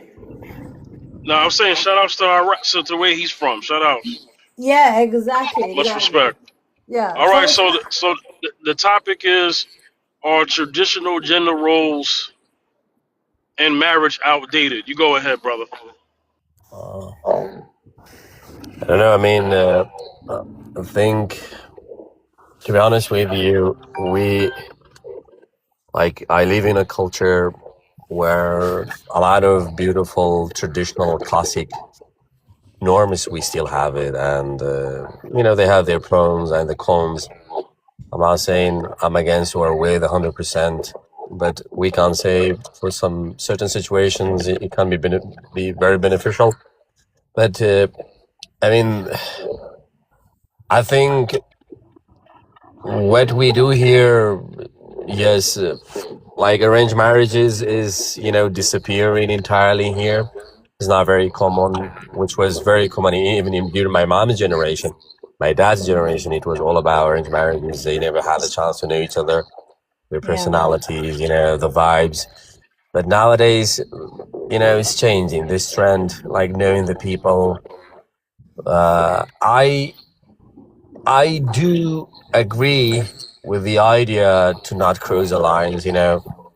One of the things we were very proud of in our Kurdish Muslim culture, that it was like the biggest problem if a man is not virgin, if a woman is not virgin before marriage. So it was the biggest problem we had in the old ages, but now it's happening. But for me, as long as the virginity is there, I'm talking about myself, my personal thinking. So if I say I'm with this, it does not mean everybody is free to do whatever they want to do. They spend their lives the way of their lives. It's their life. They're in charge of it. But me personally, I would rather marry a woman who is a virgin. I would rather stay a virgin until I get married. But I must have the chance also to know the person, to go out, to date, to see the real situations, to see the real personalities. Candle, can I just interject? If that's okay with you, my love. Sure, Is that sure. right? Okay, because I just wanted to ask you, because I understand you're talking about like pre-marriage. We are thinking about like not post marriage, but generally speaking, when we talk about like the kind of gender roles, yeah. So like, say you're married, and you're a man, and I think I didn't gender read roles, that, the you know, oh, post I marriage. think, yeah, the picture. I didn't read the picture very well. So I I think mean, that's where we want to do you go with the want my honest conversation. answer? Of Yeah. course. And where is it from? I believe in a house there must be a king and a queen. We cannot have two kings. We cannot have two queens. Thank There Yeah, must you. be a king and a queen. Yeah, yeah, yeah. Okay, that's that's what cool. I believe. I Yeah, like that. Yeah, My yeah. wives are the neck. Nothing happens without them knowing exactly, about it. exactly. Yeah. Exactly. It's a partnership, isn't it? The thing is, a king, like you The say, queen king is and role. queen. In chess game, the queen is very powerful. Yeah, alhamdulillah. So Yeah, that's what I'm saying. That it's like that's what we were talking about. Like in our generation, like in our roles today, you know, post marriage, say you're sitting yeah. there, husband wife. Like, is it okay for the for role reversal, or should we stick to gender boundaries? Is that was the question I think fifth was asking. So yeah, We it's see the res- amazing that you said king and queen because I love that concept. By the way, king Yeah. and queen, it's one kind of hundred Yeah. crazy percent. because we see the results. We see the results of not following gender roles. If gender roles are outdated, then so is marriage. Like, Yeah. And I would say like real women. I'm sorry to mention that real women they appreciate a strong man. They yeah. Yeah. appreciate Yeah, Yeah. I a man agree. that who's responsible about the family, the financing. The No, but it's biggest not burden of that, the family Kendall. on. It's not And that. I think a They weak don't man like. cannot be a king in a house. Yeah. They don't like their roles. They like the men playing their roles. The women don't like their roles. So they're trying to change society. And we're Yeah. saying no. That's exactly what's going on. They don't like they gotta cook and clean and keep their legs closed. Like that's it. So they're trying to change gender roles. They want to go to school and work and basically be the man. That's it. No, Uh, bro. I don't think so that's true. my I don't think opinion that's about true. that part I agree is, with that. From Newski, I um, agree with that. Oh, Nobody, go if on. me, the nobody, men not man, And complaining Go about on. their Let roles in Casey speak, society. guys. Only women are. Let Casey speak because I think she wants to say something. Go on, Casey. I'm kind of in that Shit, they not gonna let that me talk, bro. area. I gifted it and all that. I sent my daily heartbeat and all that. Like I should be able to talk, bro. I didn't Yeah, of disrespect course, bro. nobody. Okay, Sorry. You can y'all finish let and then him say what it is that he have to say? Can yeah, everybody go on mute, please, yeah. so he can talk? Let's one at a time. Yeah, exactly. Yeah, like even Thank the you. British lady, she wants like she's been controlling this whole panel. Like Lovely No, ain't been saying. the person that controls the panel is the actual host. That's what His I'm name is. saying, and he ain't been saying nothing. He's not gonna say anything because it's an open discussion. Yeah, I get what you're saying, but I'm saying the soul person, But she trying to control it.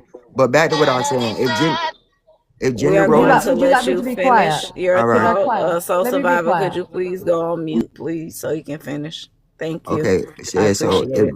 if gender roles and marriage are outdated, then marriage is outdated. Marriage is a covenant before a woman and between a woman and a man before God. That's another thing.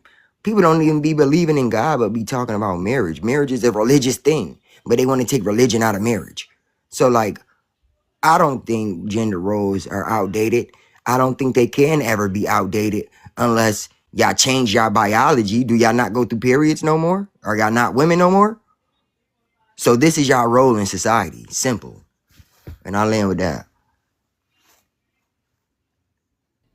All right, Fifth, you got anything you want to say? Or Malik? Give me 1 second. I got background noise. Okay, go ahead. All right, so Survivor, you can go ahead. I know you were speaking.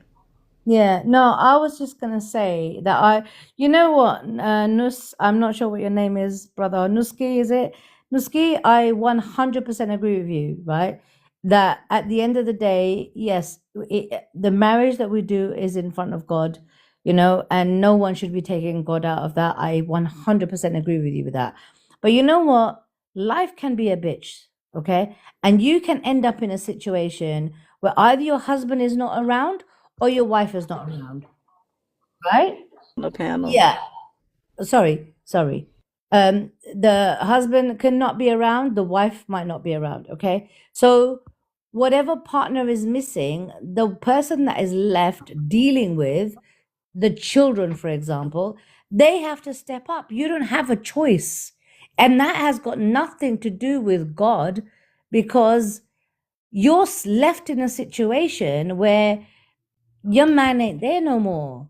So then what does a woman do? What should that woman still carry on being like, oh, I'm just going to be the woman where my man's gone? I mean, and the same likewise with a man. If a man is left in a situation where the woman has walked off, left the kids with him, what is the man supposed to do? Ma'am, you're moving the goalposts. I'm not moving. This I'm got talking nothing to do with the reality. prompt. No, I'm talking about reality because that happens, right? I'm talking about the prompt. Hold on, Soul Survivor.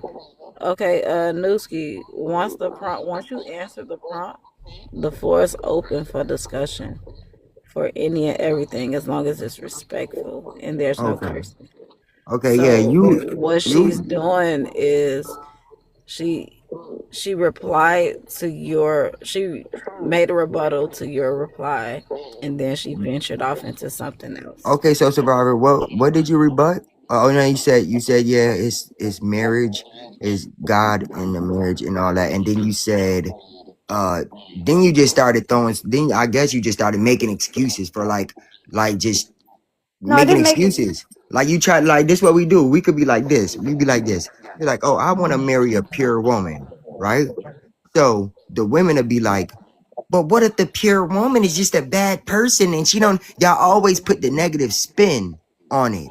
Like, you get what I'm saying? Like you always did that. So we was talking about traditional gender roles in marriage.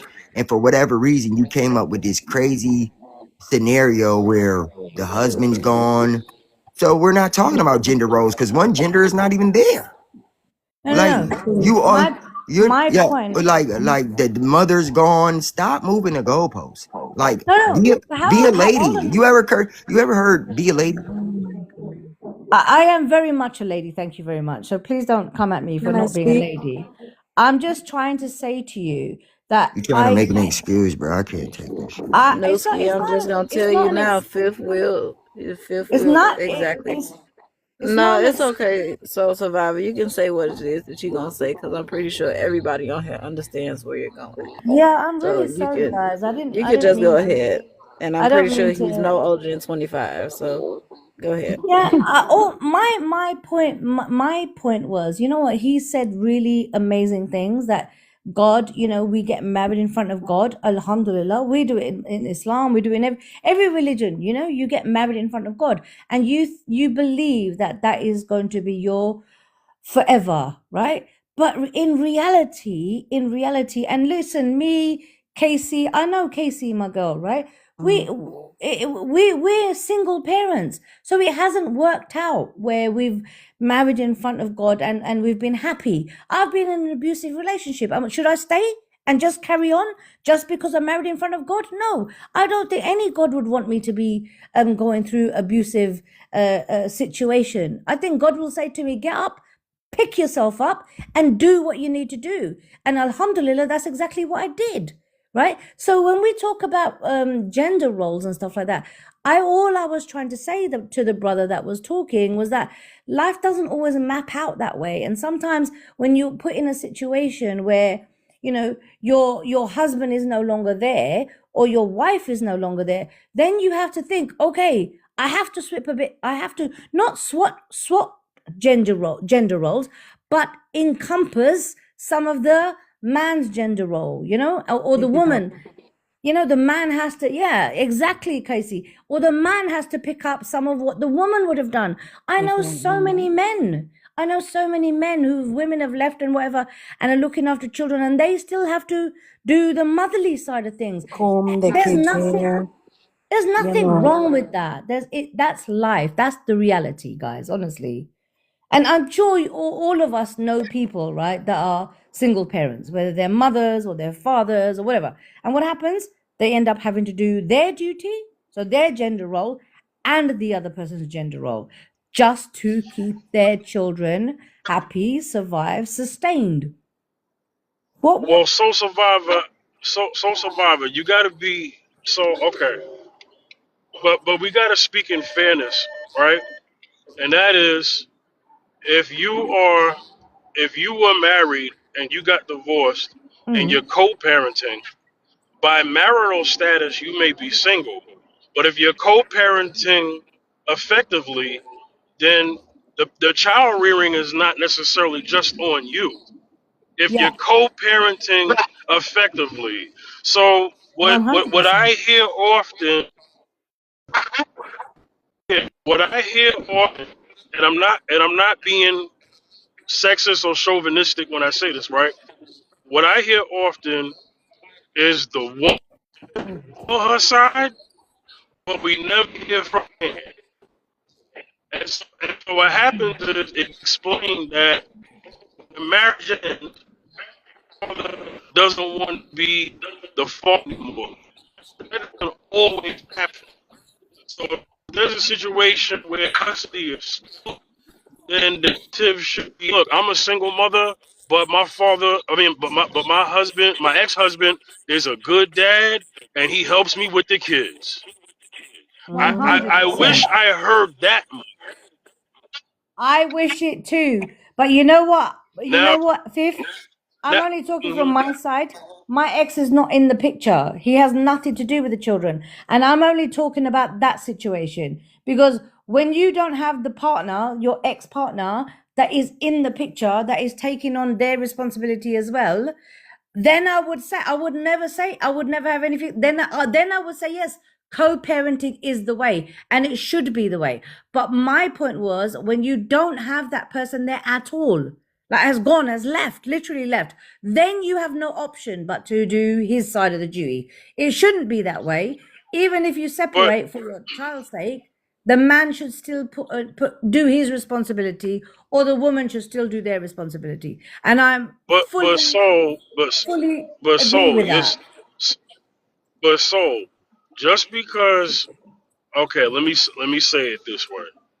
So just because, I'll take it off you. I'll just say in general for women who are in those situations. Mm-hmm.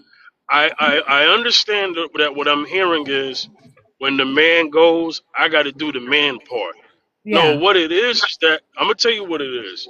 What it Yeah. is that you're still a woman, Yeah. whether a man is there or not. Before you were married, were you a woman? Yeah, but I'm still a woman.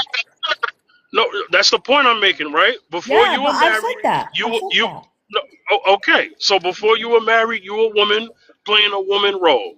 After after the marriage, you're still a woman Yeah. playing a woman role.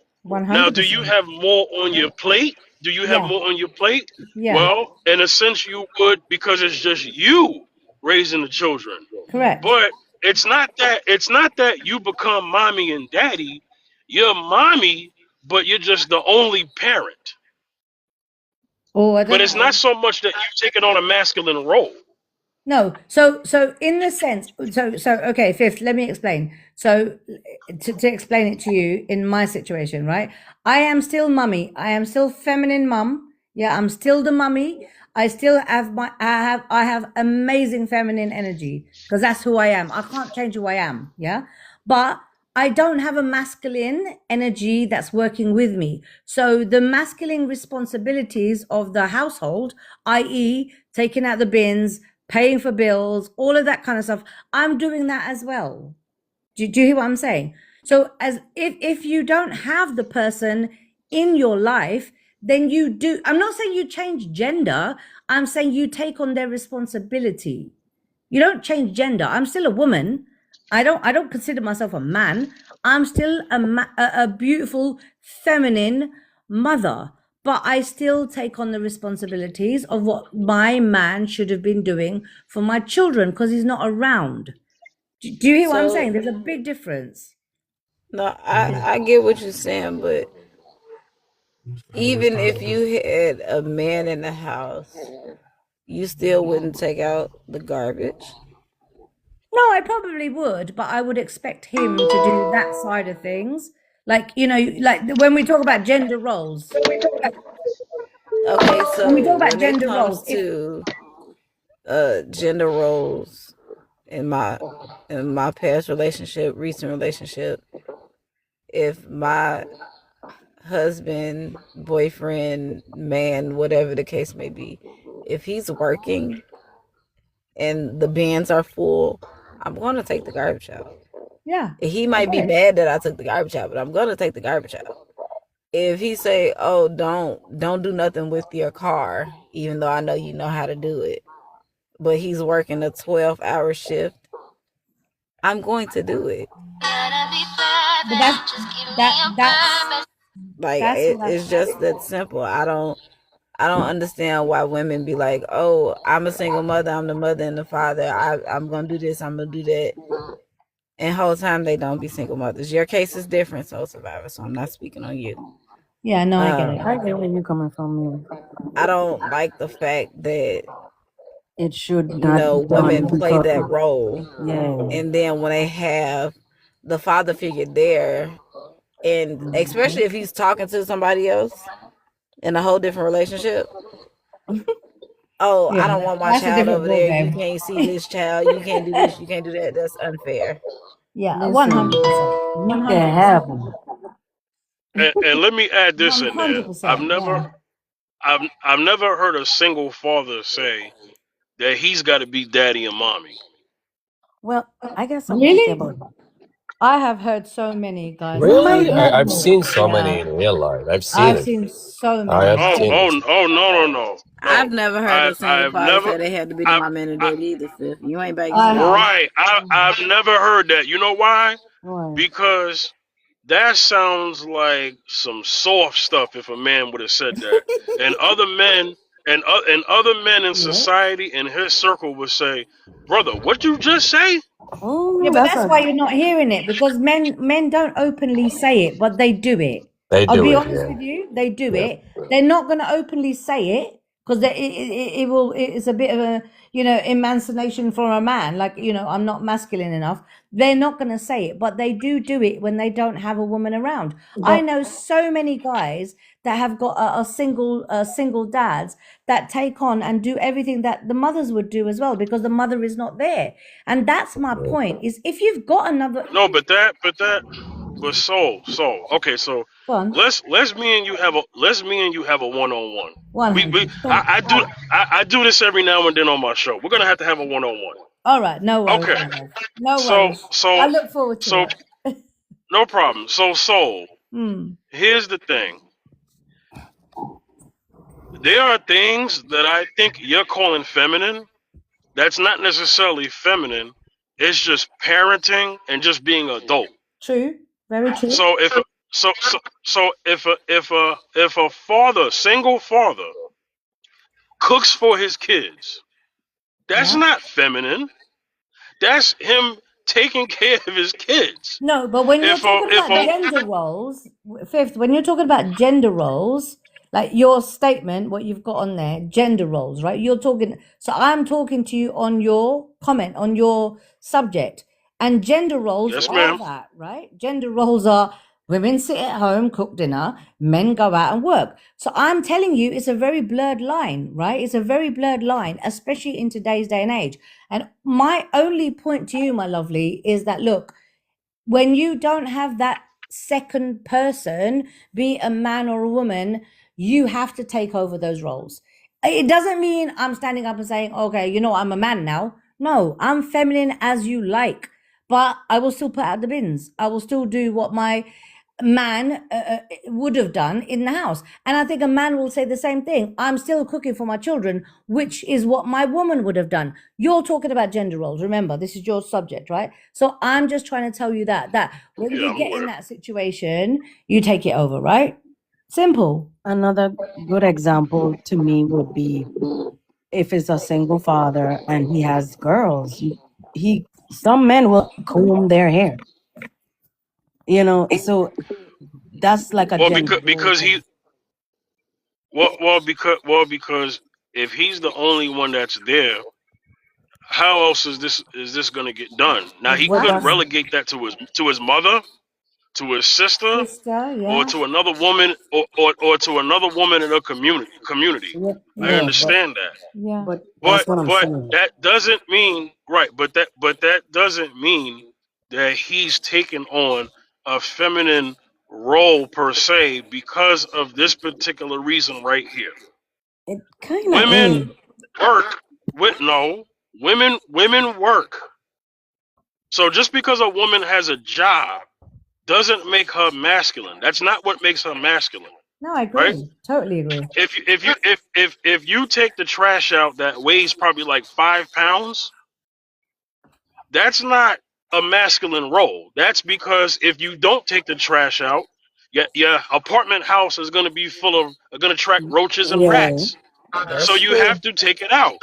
That's just you. That's just you. And then also, ladies, Hmm. this is what happens when you leave home.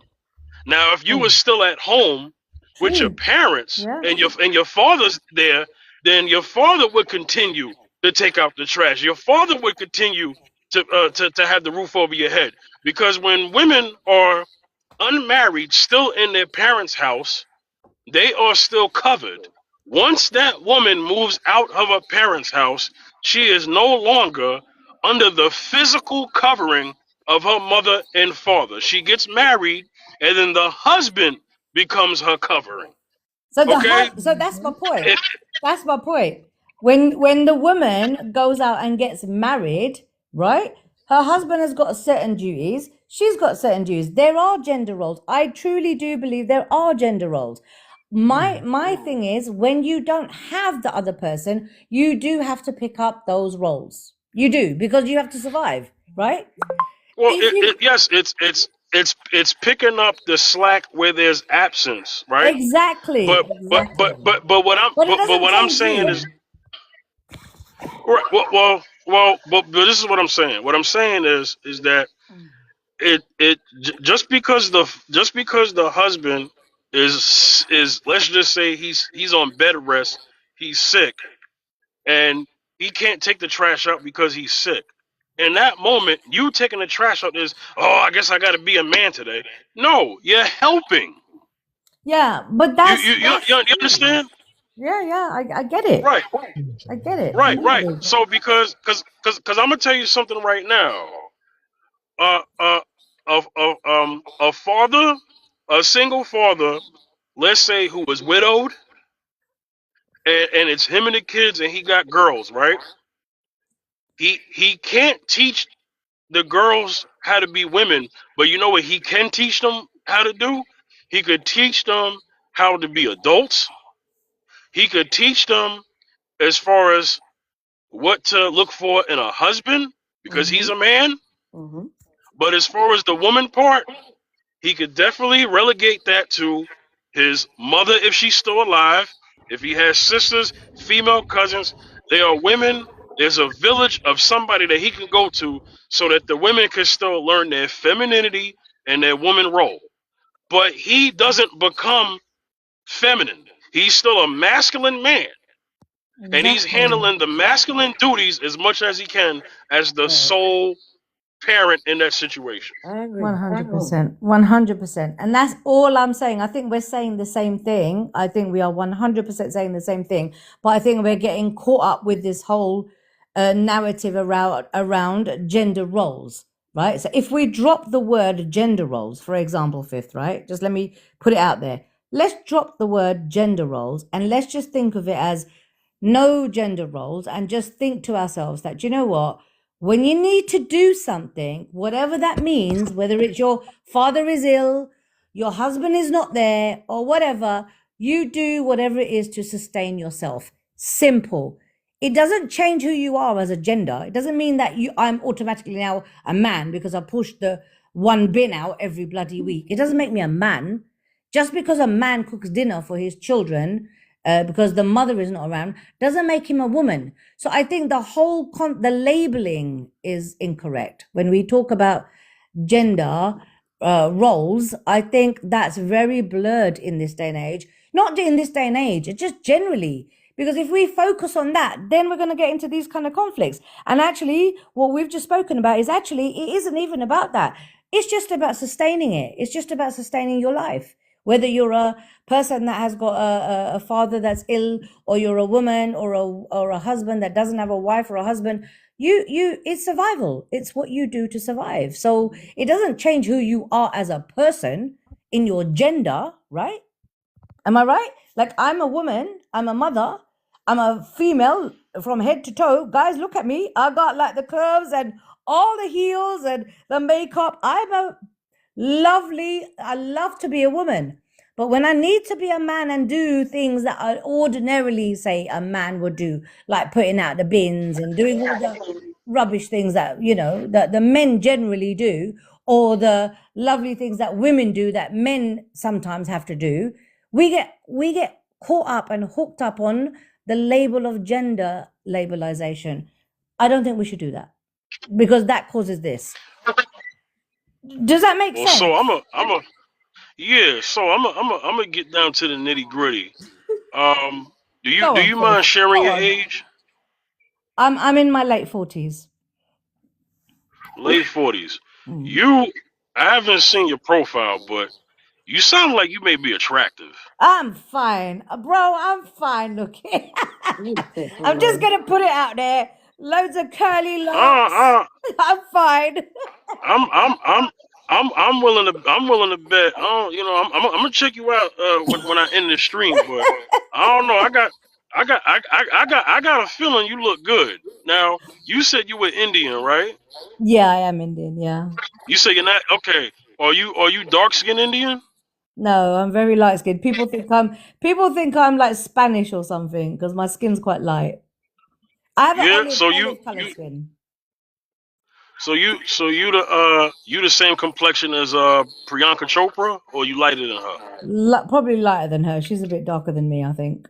Probably lighter. I like Priyanka. Priyanka's beautiful. Oh, you like her? Oh no, Priyanka is fine. I met her in person. She's beautiful. I'm a bit more like I don't know. People always say to me when they meet, "Are you Spanish? Are you Mexican? Are you?" So my skin is a little bit more lighter than Priyanka Chopra. But yeah, but I'm Indian though. Through. I don't know. You got that voice. You sound like you well kept too. You be doing your hair and your nails and stuff. 100%, bro. Hey, Phil. I told you. There's gonna be posted on your channel. I'm a feminine.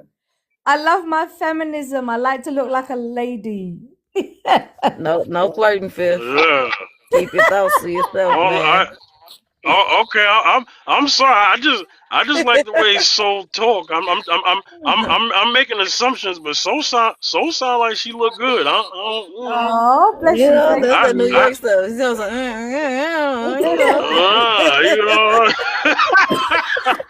Oh no. So where you live?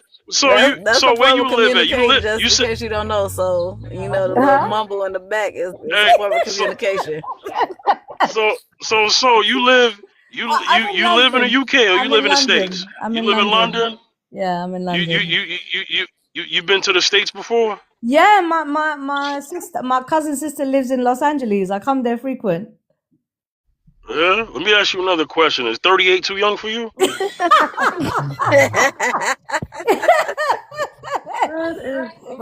you can't flirt on me on live. Come on now. I'm sorry. I can't help it. I don't know. I feel... no flirting on the live, Phil. You gotta post this. Look. I'm gonna end it. I'm gonna end it in a second, but I feel a little motivated. I don't know. I don't know. She did say she was single. I got your back, Phil. That's what I'm saying. That's what I'm saying. You guys make me laugh. Oh my God, you're awesome, guys. Honestly, really, really nice to meet you guys. Serious. I'm gonna definitely need Soul to come back on the show. 100. So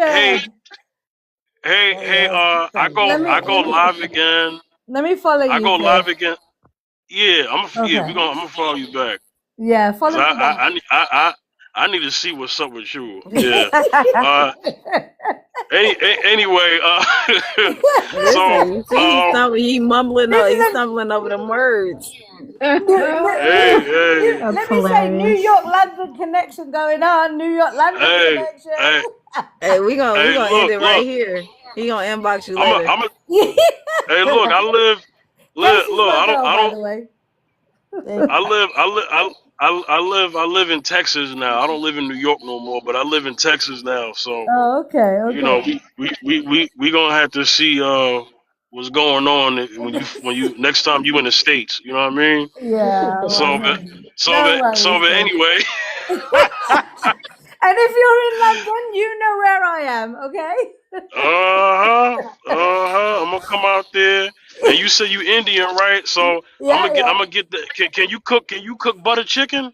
Of course I can. Oh, Of let's course go. I can. Let's go. Let's go. With that garlic naan bread. Hell yeah. Pilau Mm. rice, garlic bread, raita, papadums, the works. But I'm Indian, bro. Biryani. Yeah. Oh my god, that's my favorite. Yeah. Yeah, I like biryani. Yeah. Chicken biryani is my Okay. best. Well. Anyway. All right. So Anyway, hey, moving I'm gonna close out the show. Thank you so much. Nice meeting you guys, though. Seriously, you guys have been so much fun. I need everybody's I need everybody. I'm sorry, Sam, but I gotta clock in for work. Okay, No problem. I gotta provide. Okay. No problem. He's gotta be the man. He's gotta do the man thing. I gotta now. be right. I gotta be the man. I gotta provide. Even if it's just me. You feel me? Even if it's just me. But I'm gonna allow. Oh yeah. By the way, Soul Survivor. I don't have any kids. Oh, okay. That's all right. Well, hold on. We ain't even going there. Like, whatever. Okay. Y'all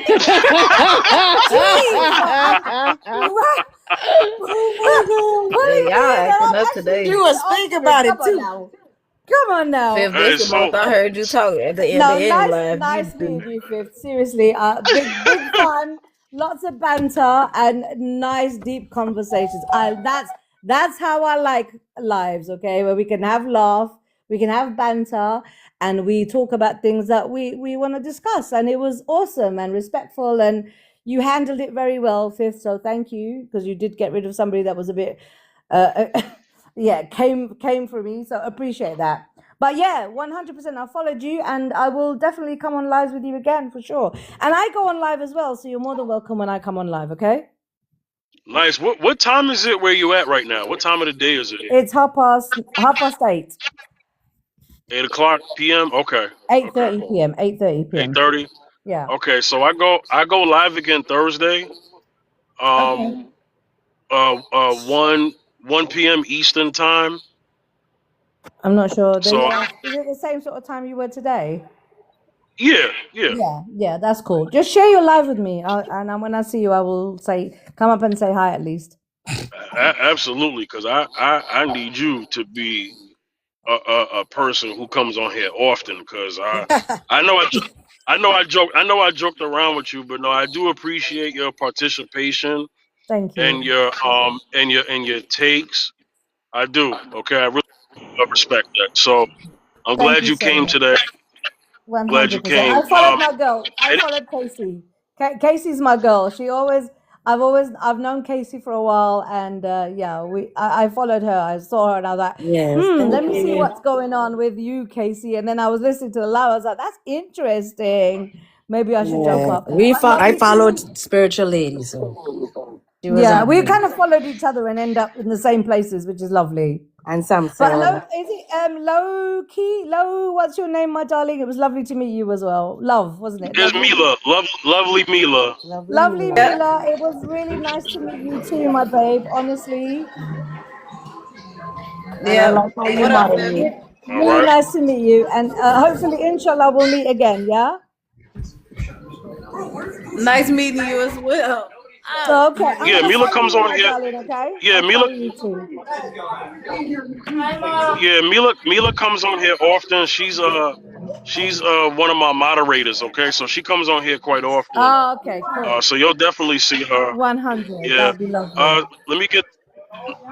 No problem. Let me get to Sam Sarah. Sam Sarah, you got any final thoughts? I'm just enjoying what was happening here. Hey, listen.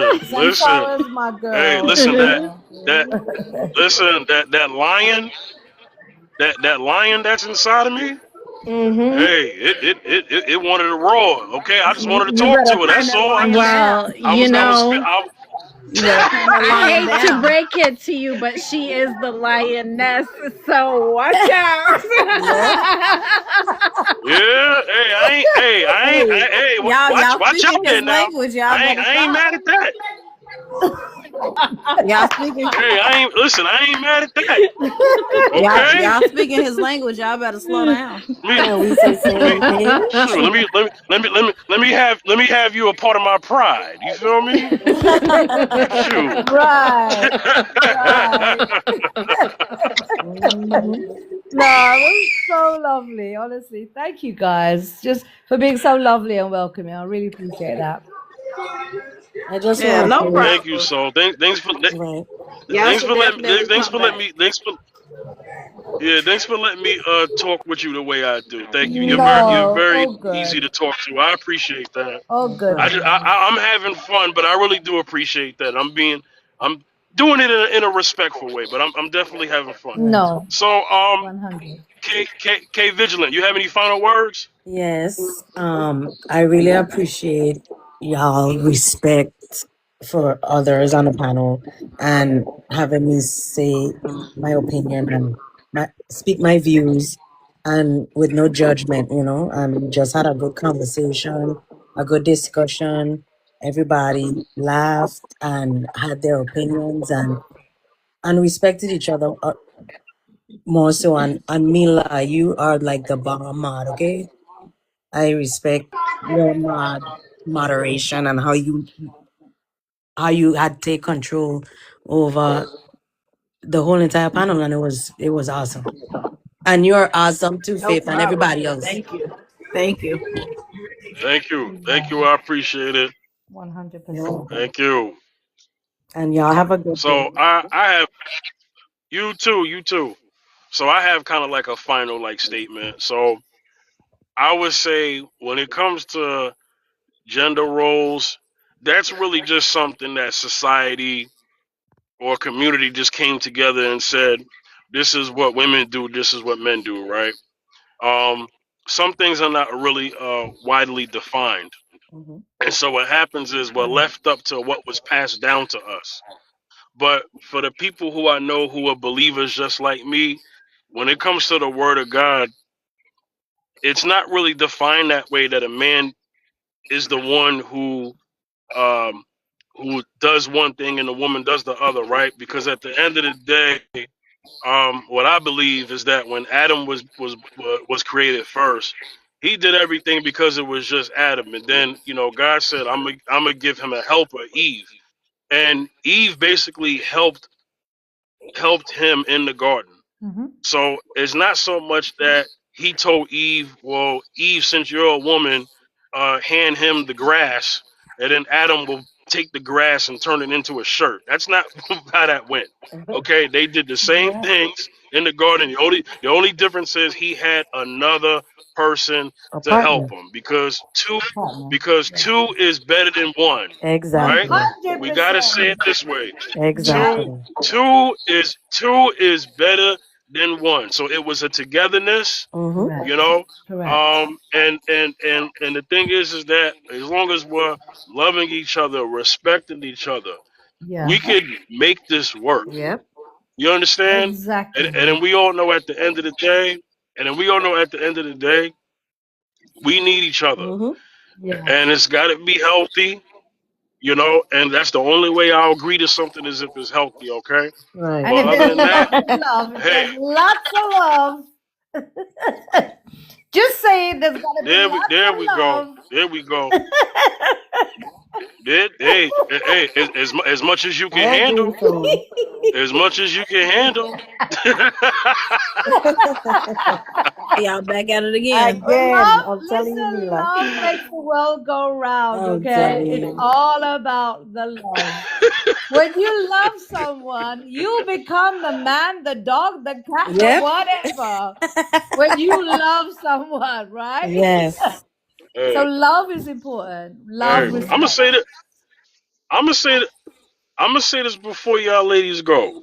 Have you ever? Because I've seen this in my life, and I've had this experience in some of my past relationships. When you are like good to a woman, a woman, as long as it's the right woman, a woman will soften up and become a buttercup Yep. like easily. Mm-hmm. Easily. It's I'm I'm true. I'm, I'm Yep. telling you. That's Yep. true. I Yep. I've seen it. I've seen it with my own. I've seen women turn into a straight up house cat around a Yeah. good man. Okay, It's Yes. you know what I'm true. It's saying? true. I'm It's Yes. telling true. It's you, all about the they Sister, get you love. the ain't they. you ain't lying about nothing. It's true. Hey, Cause I'm they not get gonna the lie. purring. In We'll my be younger purring years, I and used to be purring like, and "Oh no, I'm purring. outside. All I'm you one of need the to do guys. is I'm keep doing this." stroking. But That now sounds you like can't me. get me to you can't Uh-huh. get me to be tough, baby. I'm as soft as I'm cotton. You can't do it. I'm Exactly. telling you. Exactly. Well, Mila, you know, as long as they keep stroking I us, think we will women be prefer that. pussycats, right? You're right. That's Mm-hmm. it. You hear that? Yeah. Yeah. Yeah. Keep Pussycat. stroking us, Yeah, yeah. looking I after definitely heard us, what she said. stroking us, I looking definitely heard. after us. Oh We'll be yeah. fine. Hey, Mm-hmm. Oh Lord. hey, Fifth, you made it to work yet? Yeah, right. Thank you. I'm here. All right, ladies and gentlemen. Thank y'all. I'll Thank see y'all you. Thursday. 1 p.m. 100%. Eastern Time, 12 Central. Take care of 100. yourself. You Take Y'all care, Hey, too. you have a too. good guys. day. Have a All good right, day. Big Fifth. love. All Big right. love. Thank you, guys.